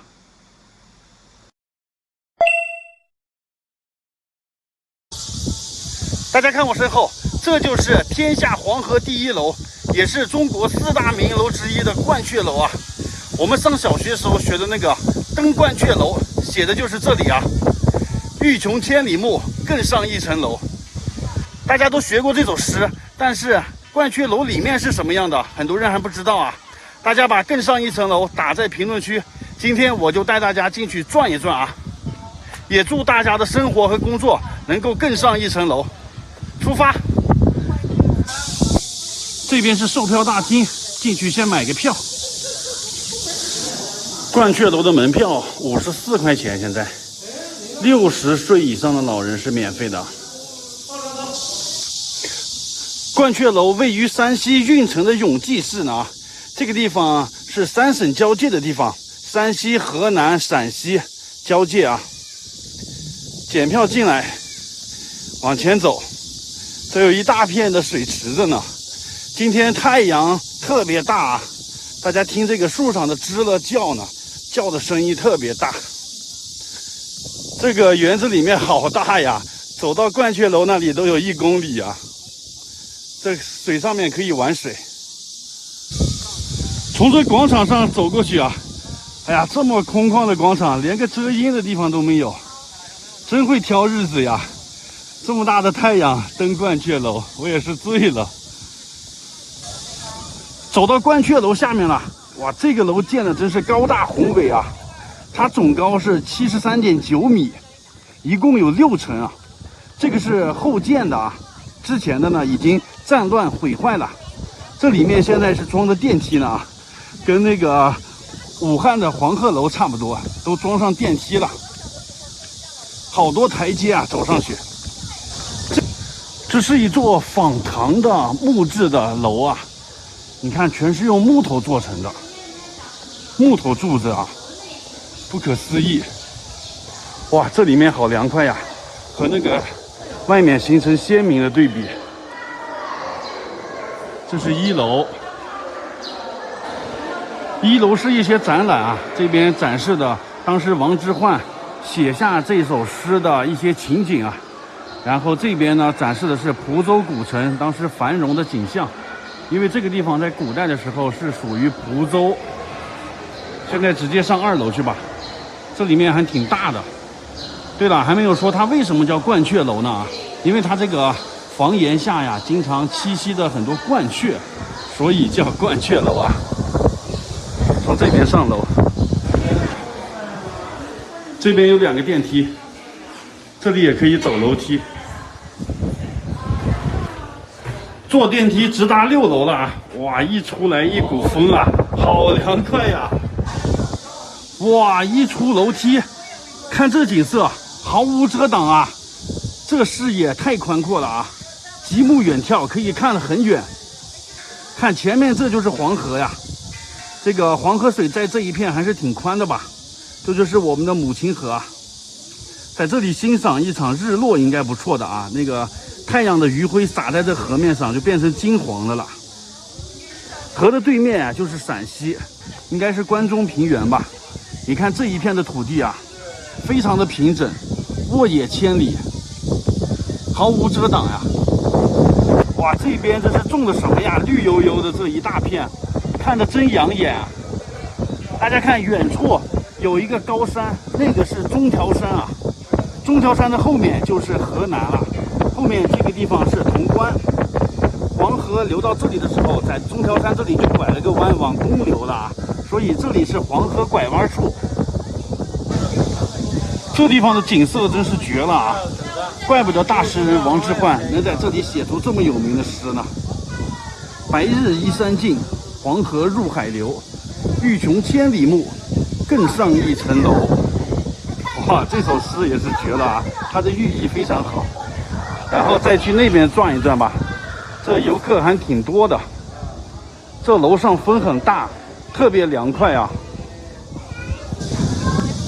我也拍张游客照啊，和后面的中条山合张影。这个地方位于黄河以东，我们听的那个成语“河东狮吼”，河东就是这个地方啊。大家看，这里有一群鸟，这个是不是就是鹳雀呀？你看，飞得好快。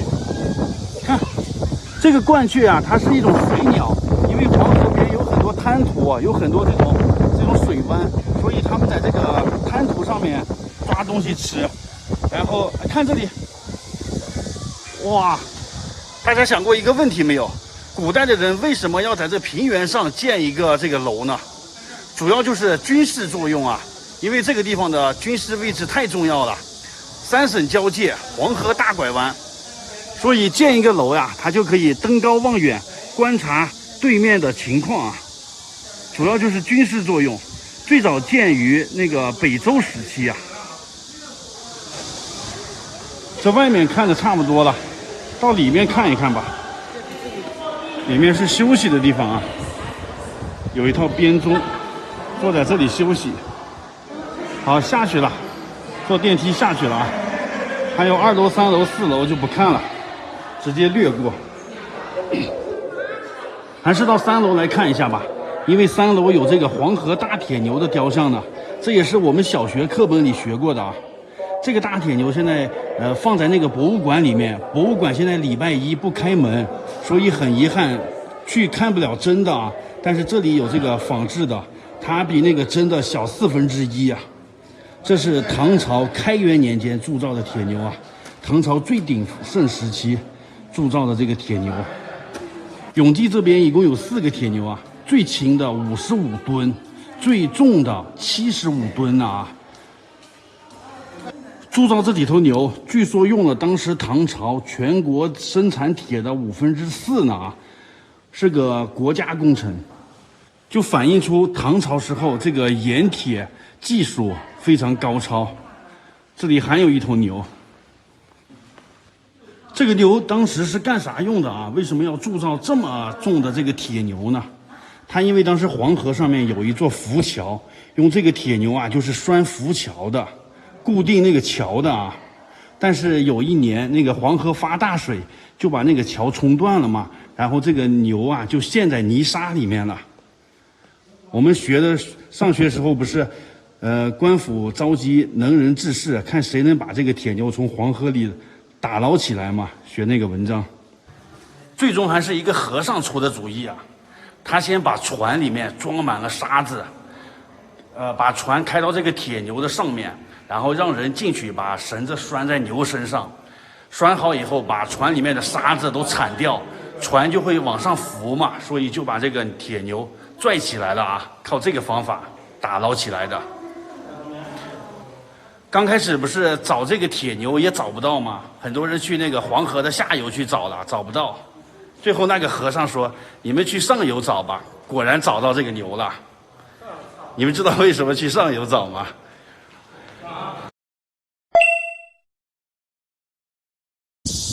大家好，我现在在一个3省交界的地方啊，这个地方就是千年古渡枫林渡啊，非常有意义的一个地方。看我身后啊，就是滔滔的黄河水。枫林渡口初相遇，一见杨过误终身。这里就是金庸笔下的小说，那个郭襄和杨过初次相遇的地方啊。黄河在这里啊，拐了一个大弯儿。然后往东流，最后奔向大海了。大家看我身后那里呢，就是著名的潼关，那里有个大河大桥啊，桥的那边就是河南了。我站的这里呢是山西，这里是3省交界处啊，山西、河南和陕西，也是鸡鸣3省的地方。哎呀，在这个地方看看我们的母亲和黄河，然后这里啊还发生过很多有意思的故事呢。当年慈禧太后啊就是从这里渡过的黄河，一路潜逃到西安的。然后历史上三国时期，曹操和那个马超大战的时候，就在对面的潼关啊，曹操被马超追的呀是割须弃袍。哇，这些故事都发生在这里啊。对于枫林渡这个地方，很多人应该是通过金庸先生的小说才知道的这里吧。我也是看了小说以后啊，特别想到这个地方来实地看一看。哇，当时郭襄在这里遇到杨过以后啊，就决定终身不嫁了。后来郭襄创立了那个峨眉派，他的第一任弟子啊就叫做枫林师太，就是纪念这个地方的啊。枫林师太的弟子叫做灭绝师太，这样说大家就对上了吧，这个人物关系。实际上金庸是没有来过这个地方的啊，但是他却能写出这个故事来。现在我们到河对面的潼关去看一看吧。潼关也是一个非常重要的关口啊。潼关是西安的东大门，攻破潼关以后，西安就无险可守了啊。我们先站在这边看一下潼关的地形啊，它这边是黄河，后面呢就是大山，所以潼关是通往西安的必经之路。历史上很多战争也发生在这里啊，潼关也是经常出现在我们历史课本里的地名。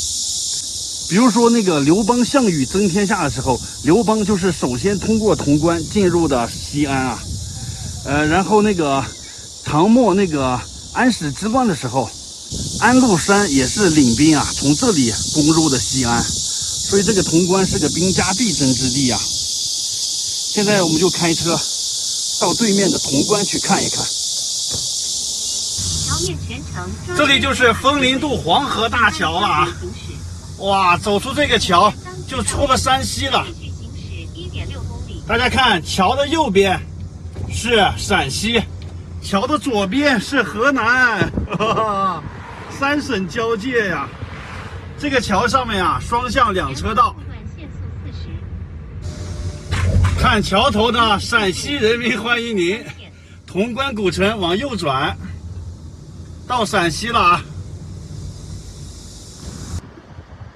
这一条路啊，全都是卖潼关肉夹馍的，肉夹馍比较有名吧。这里到达潼关古城了，古城的正中央是一个钟楼，雄伟壮观啊！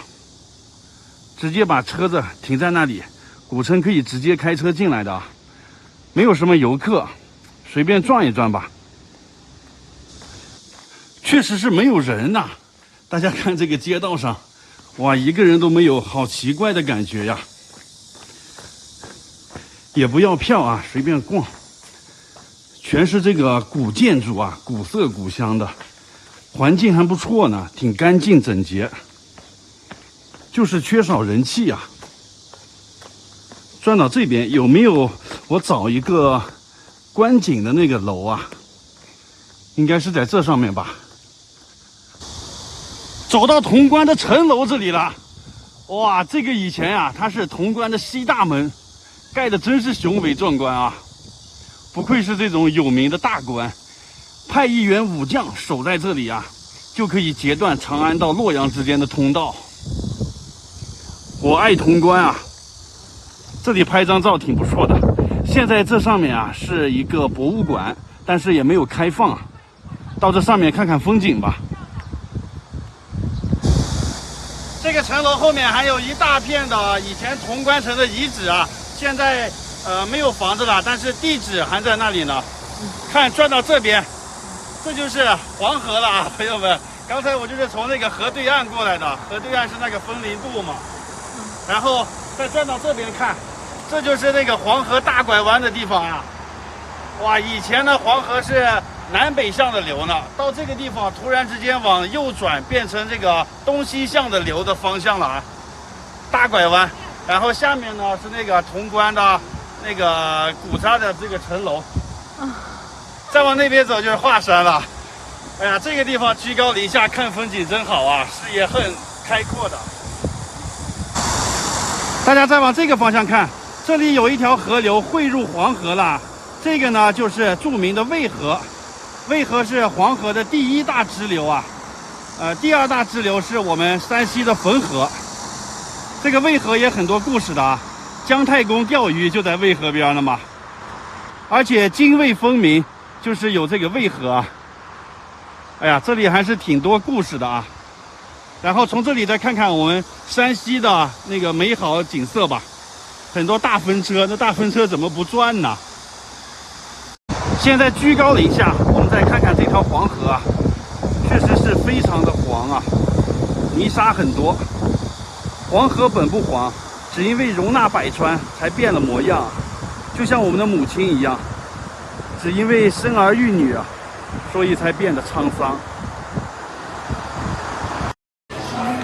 累了一天了，晚上来吃一个自助餐，披萨自助餐呀，好久没吃披萨了。榴莲披萨，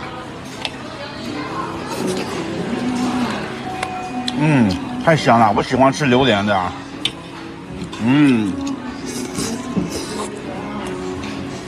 还有蛋挞、鸡翅，还有小黄鱼、土豆泥、鸡蛋羹、鸡肉丸，还有炸鸡块，哎呀，都是我爱吃的呀。奶油蘑菇汤。这个也好喝，哇！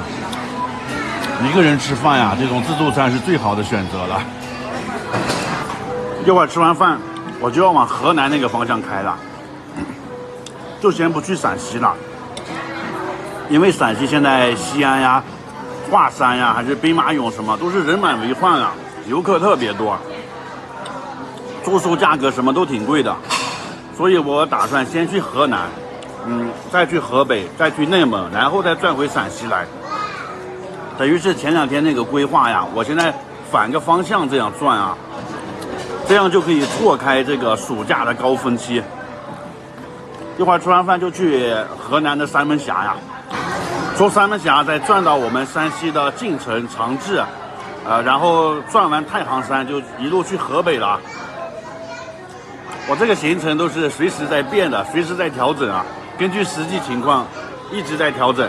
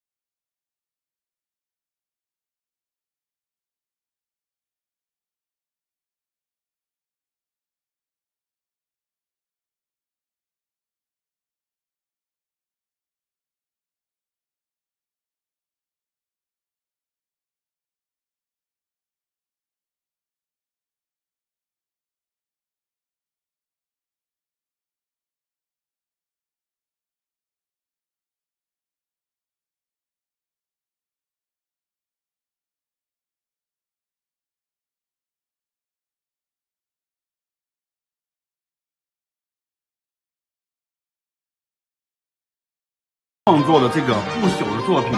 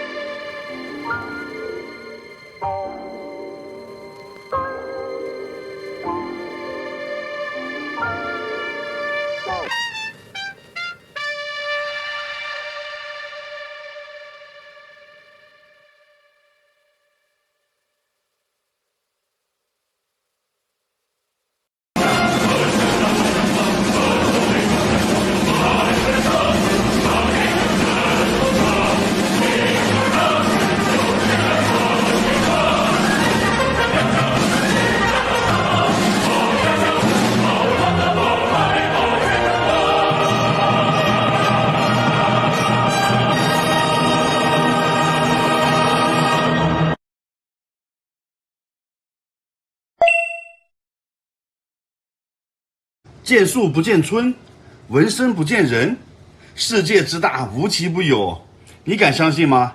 在河南三门峡地区，当地人居住在地下窑洞里，由于居民向地下挖坑、掏窑洞居住，所以地面上只有树木和农田，就出现了这种见树不见村、进村不见房、闻声不见人的地下村庄奇观。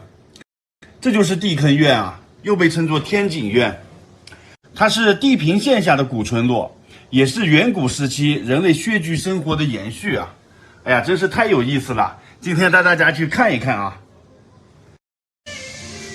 现在我就到了地坑院的门口了啊！现在就进坑啊，进村去了解一下啊！这个地方门票60块钱，它是位于河南三门峡市的陕州区啊。检票进来了，哇，这个村子确实是看不到房子啊！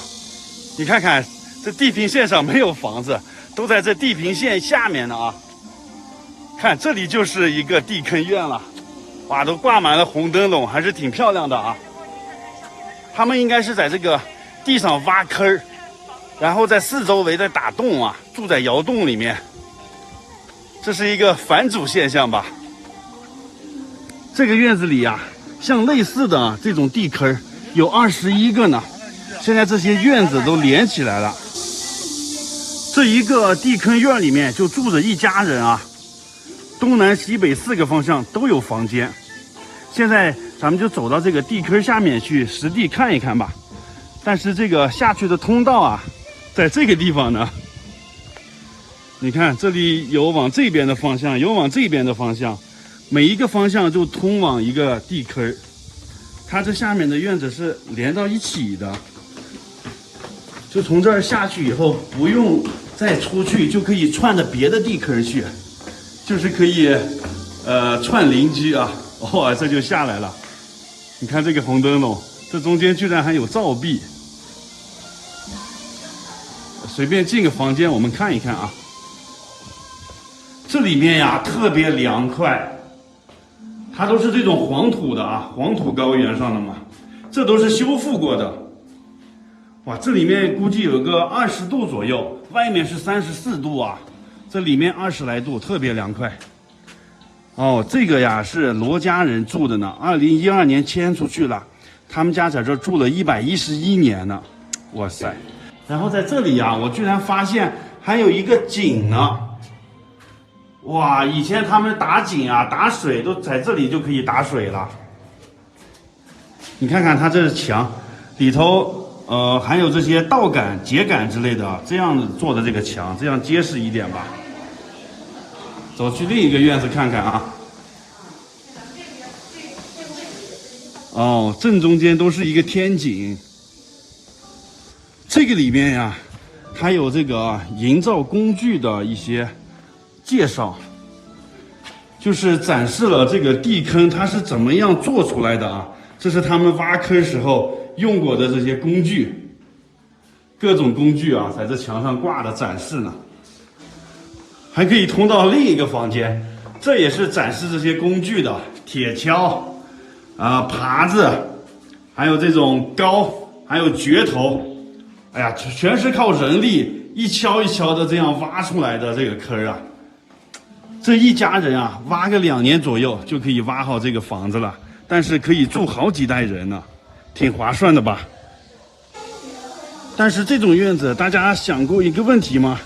就是它雨水怎么办呀？到时候下雨，那雨不是都积到这院子里就淹了吗？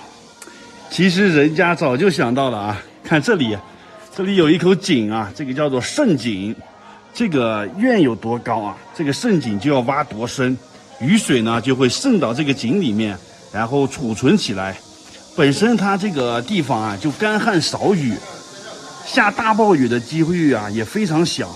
平常的雨啊，这个渗井就都给它收集了。这还做到了雨季储水、旱季用水的问题啊。而且它本身这个黄土嘛，就特别的吸水，吸水性也很良好。哎呀，劳动人民的智慧呀，这是。现在去另一个院子啊，它每个院子都是现在这样打通的，为了游客方便吧。这以前啊是2个院子的2个房间，其实离得很近了，后期就直接打通了。哇，这个院子也挺漂亮的啊。正中间种的一棵梨树，四周围啊，这是展示这个窗花剪纸艺术的。这里面是他们生活用具啊，桌椅板凳，然后厨房的这些工具。这个是烧火的那个炕啊。大家看这一个院子有好几间房呢啊，每间房的作用都不一样，有正房、偏房，有厨房，还有厕所。也有储存粮食的房间，还有拴牲口的房间。最主要呢，每个院子中间必须有一个渗井啊，这个是最重要的。然后再穿到别的院子去吧，就像迷宫似的。哦，这里是个出口，就出去了啊。这又到了另一家院子了，来串门了啊。哇，这里面被展示成这个婚房的样子了，布置的就像结婚似的呀。去参观一下人家小两口的婚房啊，看看布置的，还挺温馨的吧。很多的剪纸啊，那个喜字，两边都是剪纸，装饰画。他们晚上睡在这个炕上啊，老婆孩子热炕头啊。小日子过得不错呀。这边是有个坑，是往进放柴火的啊，放进去把这炕烧着了，挺暖和的，冬天一点也不冷。而且这个窑洞里面采光还是挺亮的啊。然后那边呢有那个灶，做饭的啊，做饭的灶。结婚的时候要在院子里摆酒席什么的啊。你看这有9口灶。蒸的、煮的、炸的、炖的、焖的，这上面呢是保温的。每个灶的功能都不一样啊。看这个院子布置的好有生活气息呀，改成这个商店院了啊。那边是卖饮料、卖水的，还可以租衣服、拍照的。这个院子有现场剪纸呢啊。剪纸的一些艺术品，在这里剪纸了吗？对，这个就是在下头的时候黄就让肉黄是黑颜色的。这个房间里全是剪纸的这些艺术品啊，这可以购买的。如果你觉得哪个剪得好的话，就可以带走啊，都是在这里展示的。地坑院基本上就转完了。还有剩下的一些院子规格都是一样的嘛，一共21个院子全都转一遍吧。哎呀，这外头特别热的时候啊，你就往这个窑洞里面一钻，这温度马上就下来了。这个坑里面超级凉快的，仅仅和那个院子隔了2-3米啊，这个距离一下就凉快了。哎呀，它这里为什么能挖洞挖这么深呢？首先是它这个土层特别的厚，另外呢就是这个黄土里面本身就很干燥，你挖个10几米啊都看不到水的。现在钻完了，从这里要出地坑了啊！哇，外面那么热，那么大的太阳，我都不想出去了。住在这里的人，每天出门进门都要爬这么多台阶呢。哇，这又上了他们的房顶了啊！这才是地面呢。这个地方被誉为地平线下的村庄啊。这里面是卖醋的啊。看，每个院子里面都有一棵树。不过现在这些地坑院都没有人住了，都是搬出去了。现在只是作为景点让游人来参观了。这都是后来修复过的，如果不修复的话，其实已经很破旧了。门口有卖水果的啊。买点这个梨啊，梨和桃子，还有这个红色的梨，红色的叫什么名字呀？这个梨叫眼边梨，眼边梨，听不懂啊，2块钱一斤，这也是2块钱一斤，还挺划算的。还有桃，就这个吧。对，买了这么多，11块钱啊！哎呀，这物价好便宜呀！洗一个吃啊！哇，特别的脆，挺好吃的。这个再放软一点就更好吃了。地坑院就逛到这里了，拜拜。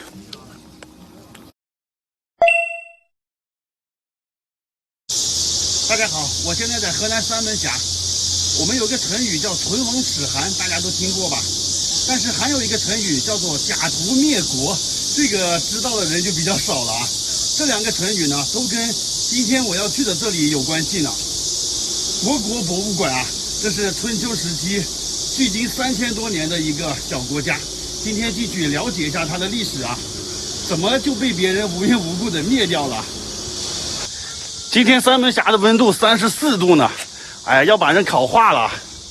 看我身后这一片空地啊，就是国那个国军的墓葬地，当时他们就埋在这里。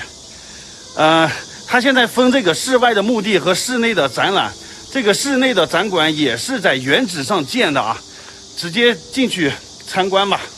然后不远的地方啊，就是黄河，对面就是山西了啊，以黄河为界。进了博物馆了啊，了解一下国的历史。很多人还不会写这个国吧？看看他就是这样写的，大部分人应该不会写这个字。这个国它是周朝的一个诸侯国啊，最早他那个创始人呢，立下功劳了，被周武王分到陕西的宝鸡这里了。后来呢，他们东迁，就迁到三门峡这里了。因为被黄河隔了南北2边，所以分了北国和南国。在他们上边还有一个小的诸侯国叫虞国，在上面啊就是很大的晋国。虞国和国啊，他们是唇亡齿寒的关系啊，就是别的诸侯国来打他们的时候，打虞国，国就会帮他；如果有人来打国，虞国就会来帮他。他们2个只要有一个被别人灭了，另一个也被别人就会灭掉啊，所以他们是唇亡齿寒的关系。有一年呢，这个晋国啊，他就要打国，但是中间夹着一个虞国嘛，他就跟虞国的那个国君说，他说我要去打国，跟你这儿借条路行不行呢？他也是重金贿赂了这个君王了啊，这个君王比较贪财好色，然后他就答应了嘛。这个晋国就派人攻打国，最后灭亡了国以后，回的时候啊，顺路又把虞国给灭了，这就是假途灭国这个成语的由来，还有那个唇亡齿寒的那个成语由来啊。其实他们这几个诸侯国，晋国啊、虞国啊，还有国，他们都是兄弟啊，都姓姬。因为这个周王朝建国的时候，把他这些同姓的姬姓的兄弟、叔叔这些啊，分到全国各地去管理啊，这就是分封制。你像这个晋国，它是周平王的弟弟。像这个国呢，他是周文王的弟弟，周文王是周平王的爷爷啊，所以他们都是一家人。但是到后期的时候，开始互相这个抢地盘啊。像这个周文王，他叫姬昌，周武王叫姬发，就是武王伐纣那个周武王嘛，他们都姓姬。这边是青铜器陈列馆啊，主要展出西周时期这些诸侯国用过的青铜器啊，各种鼎啊，鼎在那时候就是代表身份和地位的象征啊。如果是周天子的话，可以用9个鼎啊，这些诸侯王国可以用7个鼎。这个鼎就是煮肉的啊，这下面可以生火煮肉，煮好的肉呢放在这个里面，带盖子这个里面。这小一点呢，可能就是他们的碗，吃的时候从这里面再夹到碗里面啊。这几个奇形怪状的，这都是放酒的啊，这个是做的最精致的。然后这个是喝酒的酒盅。这2个青铜器是洗手用的啊，你看一个盘子，一个是倒水的，一个人拿这个往外倒水，另一个人的手放在这里洗手啊，水就流到这个盘子里去了。快看这个青铜器，叫做太子车釜，这是放在太子车上的啊，象征着太子的地位和权力。这上面是有铭文的啊，你看这上面写的4个字，太子车釜，3000年前的字啊，跟现在差不了多少啊。你看这个车就是现在繁体字啊，还有这个太子的太一模一样啊。这边是展示玉器的，玉器也是这些诸侯王身份地位的象征啊。地位越高，这些玉器就做得越大越精美。其中这一件是他们当中的镇馆之宝啊，就是那个出土于那个国创始人的那个墓中的，这是盖在那个棺材板上的。你看它这个花纹，这是人龙纹玉章啊，上面是人的花纹，下面是龙。然后它的背面啊，还有那个一道红的，那个红的是朱砂。因为它是压在其他的那些布上面的，所以布上面的花纹啊，那些也被印在这个玉上了。这个地方是国墓地的车马坑，哇，这么大规模呢啊！一共有3个车马坑，1号坑、2号坑，这边是3号坑。3号坑是太子的，1号坑是这个国君的，2号坑是他夫人的。1号坑这个是目前发现最大的这个车马坑啊，看这个前面这车轮的印啊，还有这个马的印非常明显啊，还有这个马的头在那里，很清楚的可以看到。这个1号坑啊，它全长47米呢，宽是4米，在这里面发现了13辆车，64匹马，还发现6只狗呢，都陪葬了。这都是真车和真马呀。通过这个车马坑，就可以知道3000年前的这些车长什么样子啊。这个车都是木头车。这边是那个2号他夫人的这个车马坑，发现的这个马车更多，这里面发现了19辆马车啊。按一个马车配2匹马来说，应该有38匹马呢。因为在春秋那时候啊，车和马的数量代表了一个人的地位啊，也代表了他们这国家的军事实力。哇，从这里近距离看一看啊，这些车都摞到一起了。你看这车轮子挨得这么密啊，这坑里埋的这些车呀，就是长那个样子的。你看这个1号坑呢，它前半部分埋的大部分是车，后半部分埋的是这个马，这都是活马呀，就这样活埋了。你看马的这些骨头、骨骼非常清楚啊，这个印儿。你看这个是马头，非常明显啊。一共是60多匹马嘛，埋在这里。这也是个码头，那个是一个码头。哇，怎么看着像恐龙呢？一直埋到那边去了。这果然，这个国王死的时候，这埋的东西是最多的。这个地方就埋葬了那个1号车马坑的主人啊，那个国际的墓啊。哇，这个墓深11.5米，那外面有很多的青铜器啊，玉呢是从这里面出土的啊。那个1号车马坑的主人，他的墓是最大的啊，他那个墓出土的文物是最多的，青铜器、玉器，各种的东西文物最多。旁边这是他的侍从的墓，这个也是他侍从的墓啊。这侍从的墓就规格稍微小一点，出土的东西也不怎么多。另外这里还有一个小型贵族的墓，这个出土的就更少了，只有他嘴里面含着几块玉，能看到那个骨头吧？看这边是车马坑，啊，这边是马坑，这是马头、马身。参观完了啊，全程2个多小时左右，我看的比较细。这个博物馆是40块钱，花40块钱就可以穿越到3000年前的国国，了解一下那段历史。这个国国一共存在了200来年。哎呀，中国这个历史太长了，要不是有这个考古墓地的发现啊，这个国国估计就湮灭在历史的长河中了，估计很多人就对它没有印象了。关于国国还有一个故事呢，就是那个扁鹊救国国太子。有一天扁鹊路过这个国国的地方嘛，听说他们这个太子病了，就是已经去世了。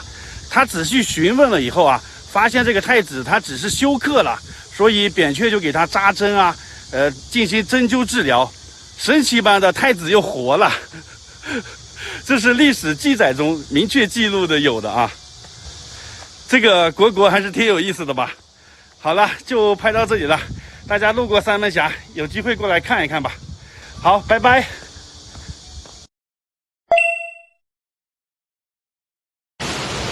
大家快看，黄河小浪底工程啊，正在调水调沙。哇，这个水柱喷涌而出，像万马奔腾啊！这真是难得一见啊，太壮观了啊！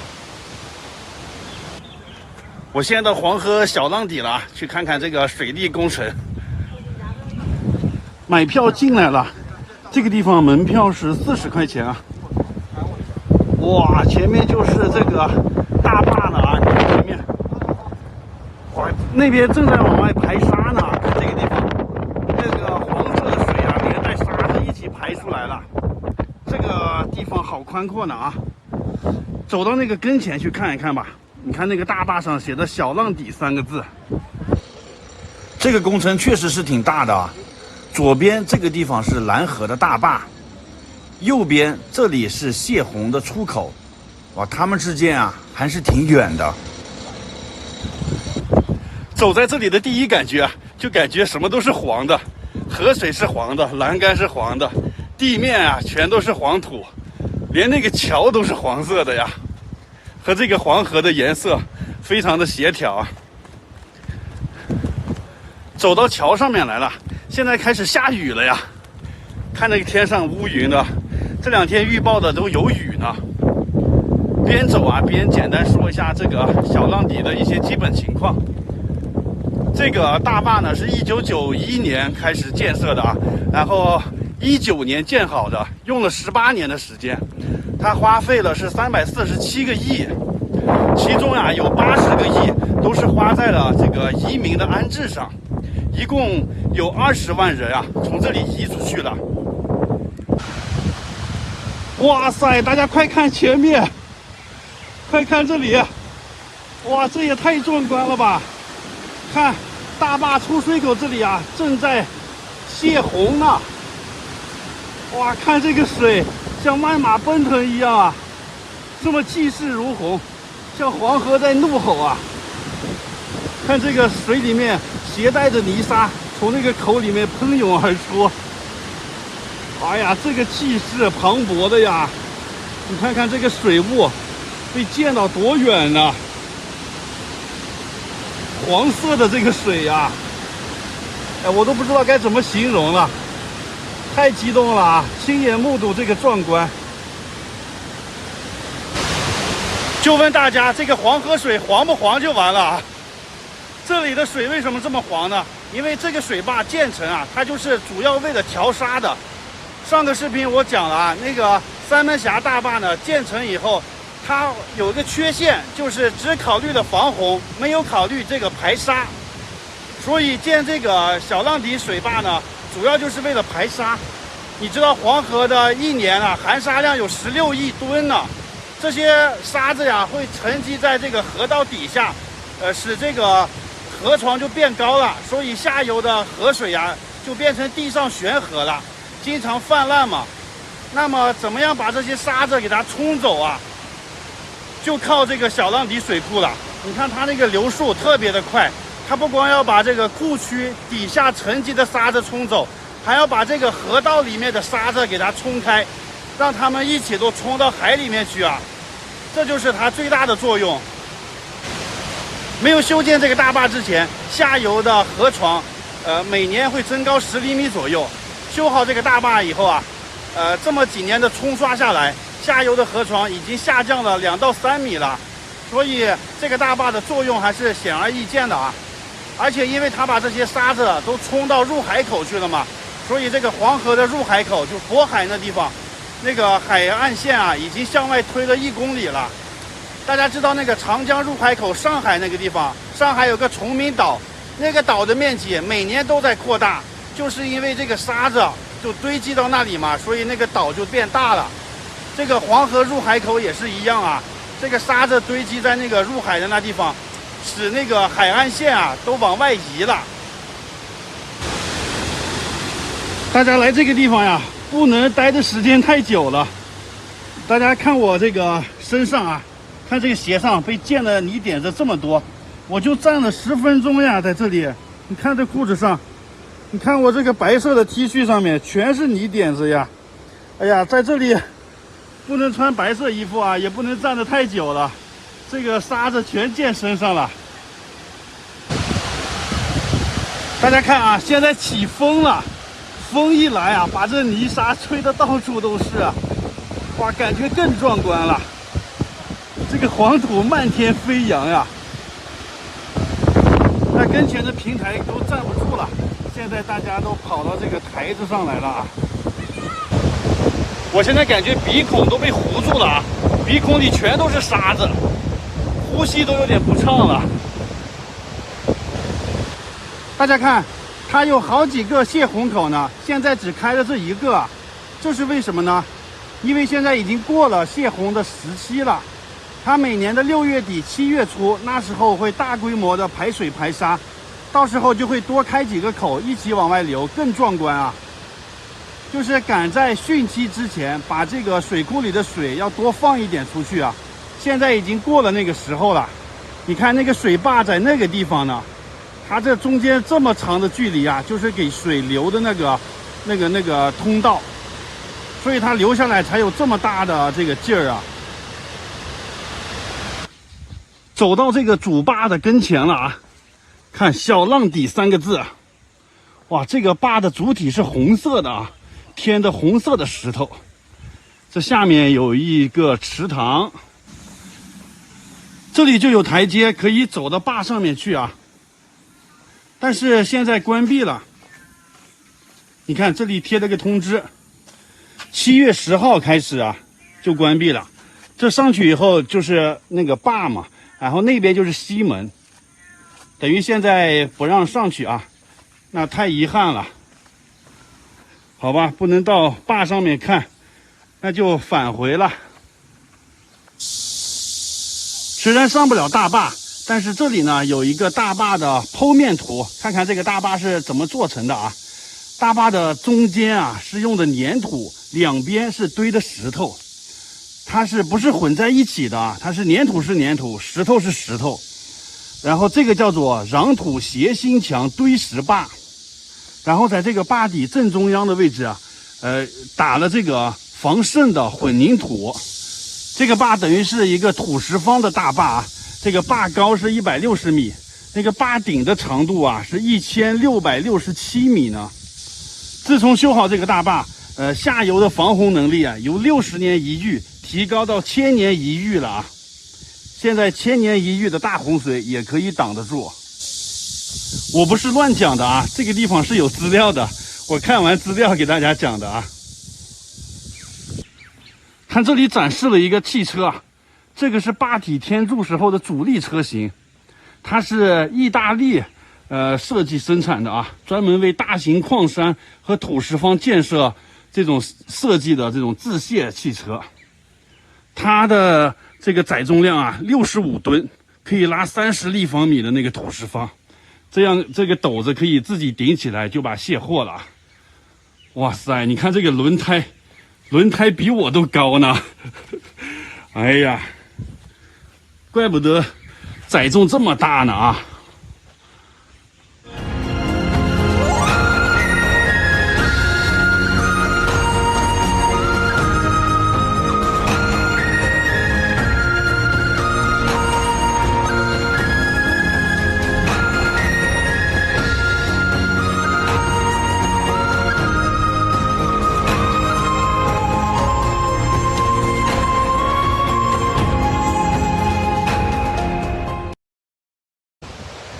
这么壮观的排沙现场，大家有机会过来看一看吧。好的，就拍到这里了，拜拜。哎呀，赶紧回去洗衣服啊，洗澡啊，难受死了，衣服全都沾身上了。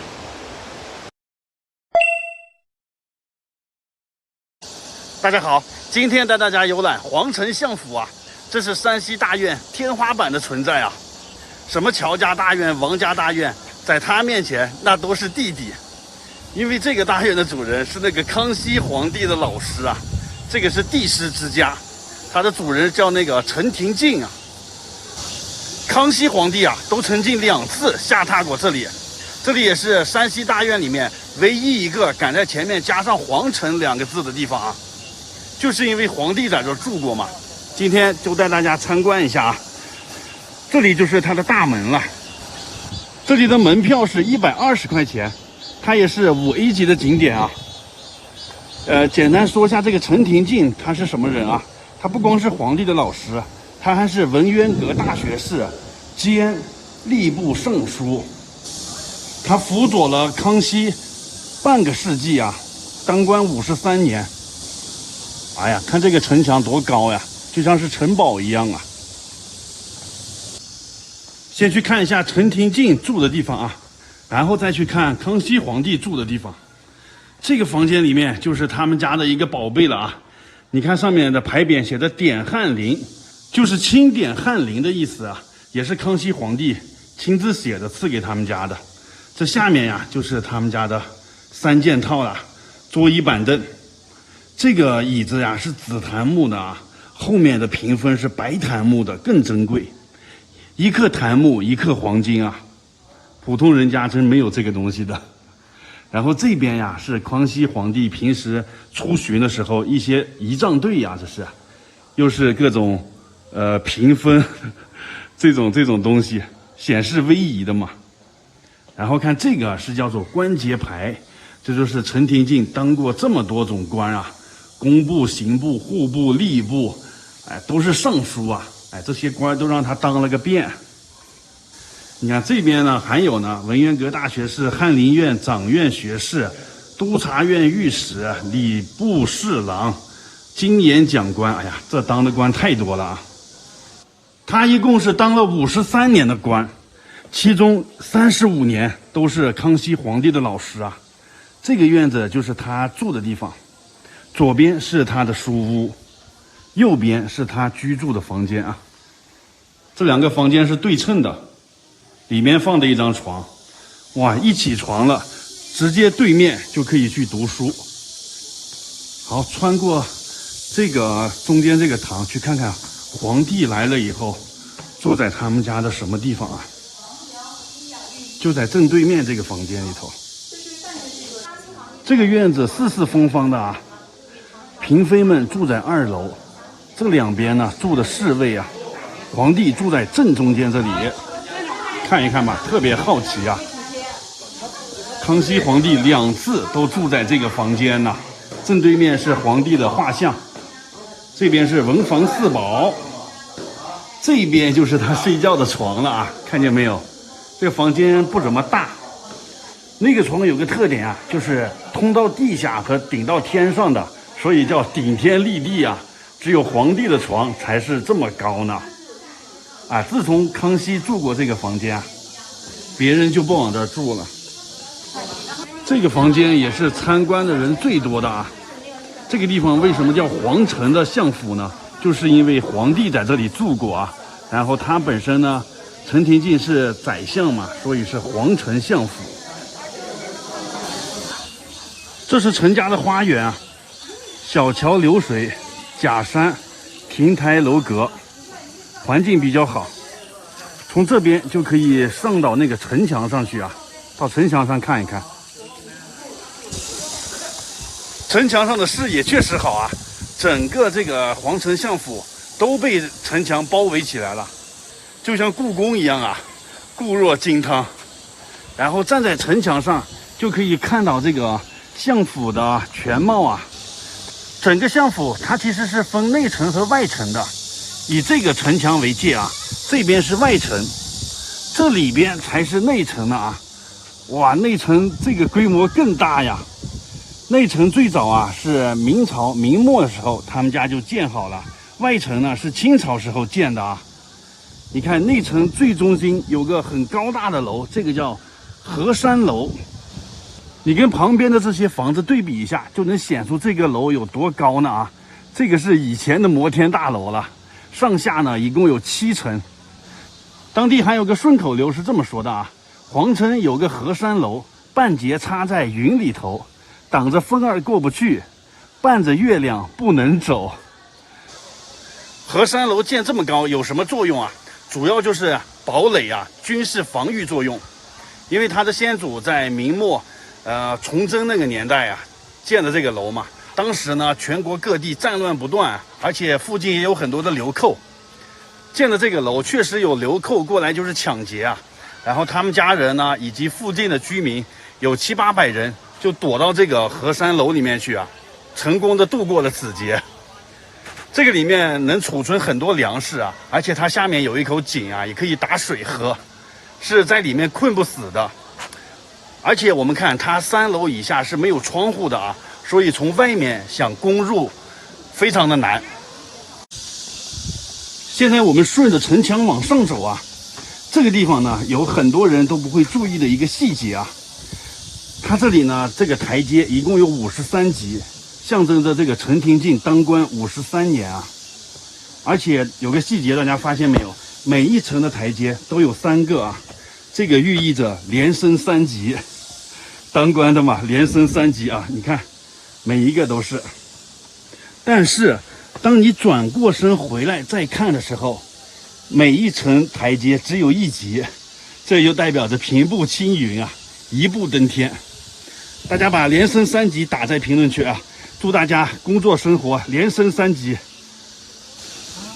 这就是他家最高的地方了，这里有一个文昌阁，里面供奉的是文曲星啊，就是保佑他们家官运亨通，人才辈出的。他们家出过19个举人，9个进士，其中有6个入了翰林了，所以是一门9进士啊。哇，都是当官的啊。这就是他和其他的山西大院最大的区别啊。其他的呢都是经商，就是经商挣钱了以后盖的大院，他们家是这个当官的盖的大院啊。但是在古代嘛，这个士农工商，当官的地位是最高的啊，商人的地位是最低的。这个院里有他们家最大的镇馆之宝呢，就在这里放的呢。看，就是这里啊，康熙字典。我们看这里写的呢，御制康熙字典序，康熙题的序啊。陈廷敬是这个康熙字典的总阅官啊。这个字典里面，中国的这些什么生僻字都可以查得到啊，比如说那个什么魑魅魍魉之类的啊，这些是历史上各个时期不同版本的康熙字典。然后这里面收录了单字47035个啊，这一串数字呢翻过来正好有一个巧合，就是5374。陈廷敬啊当官53年，他活了74岁，这算是一个巧合吗？这数字。这是他家的另一个园子，在这个园子里面啊，还有一个不多见的东西呢，就是这个东西，这叫做曲水流觞。哇，这在北京的和珅他们家也有一个这个啊，这东西就是写诗的啊，然后人呢围着这个外面坐一圈，把杯子放到这里面，杯子在哪停的，停在谁跟前，谁就要写诗一首啊。这个东西大家看，这样看呢，它是一个水字啊。然后我们站到这个方向来看，你看这就是一个寿字，挺奇特吧？